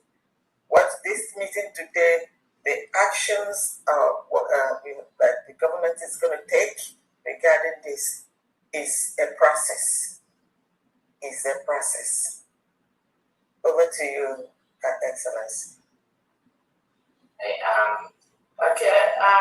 So Peter Ebere, you can lower your hand, and then Justine Odozo. She lowered her hand. Okay, Justine Odozo is here. Okay. I just want to thank our Honorable DPM, Dr. Bigozi Olabeze, for this move, for everything. And I want to thank you for this move, because it's not everybody that have this kind of mind. So that's the only thing I want to say. It's really a very good move, and may God preserve you and keep you for us. Thank you. God bless you. Thank you. So go ahead. I didn't see his sign up, but go ahead. The one that said he dropped a message. Maureen, can you unmute yourself? Maureen, unmute yourself. Okay. So, dear friends, we have our Memorial Day event coming up on 30th of May in Washington, D.C. To commemorate the heroes and heroines of Biafra that lost their lives, and those ones that the Nigerian state continue to kill and forcefully remove and all that. So get your tickets from Eventbrite. That's where you pick up your ticket for those that want to be in Washington, D.C. And then follow the link from the hotel, Churchill Hotel, to reserve your rooms. There'll be no bags allowed at the event. So continue to apply for your ID card, Biafrans. Go to the United States of Biafra website, UnitedStatesOfBiafra.org.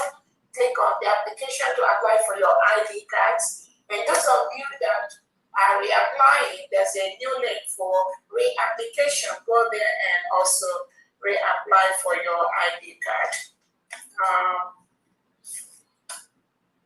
I think that is all we have today. I thank everyone for this wonderful, beautiful meeting.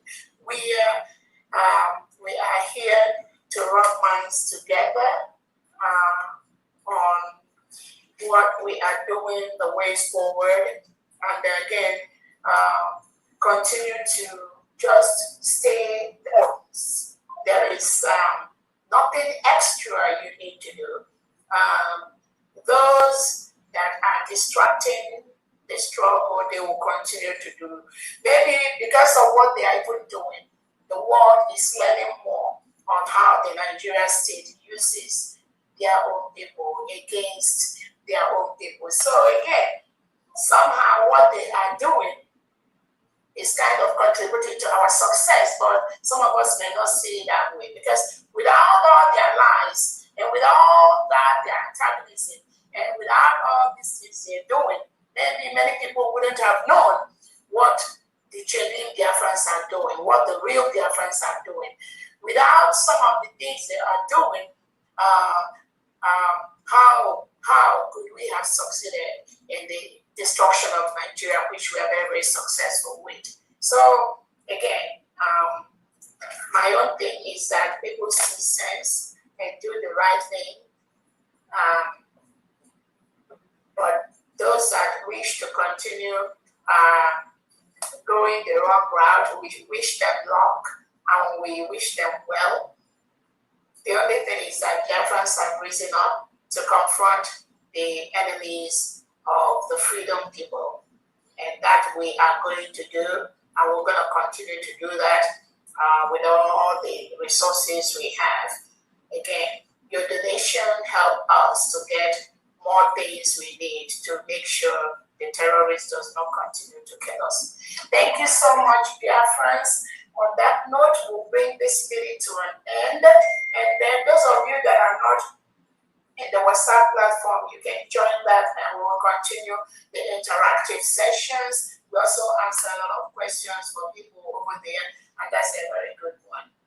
On that note, on behalf of the Cabinet of the United States of Biafra, on behalf of the 40 state governors, the commissioners, on behalf of the Vision Elite Squad of the United States of Biafra government, on behalf of the stakeholders, the mission heads, the administrators in all the states, I say, may God bless you all and have a wonderful evening.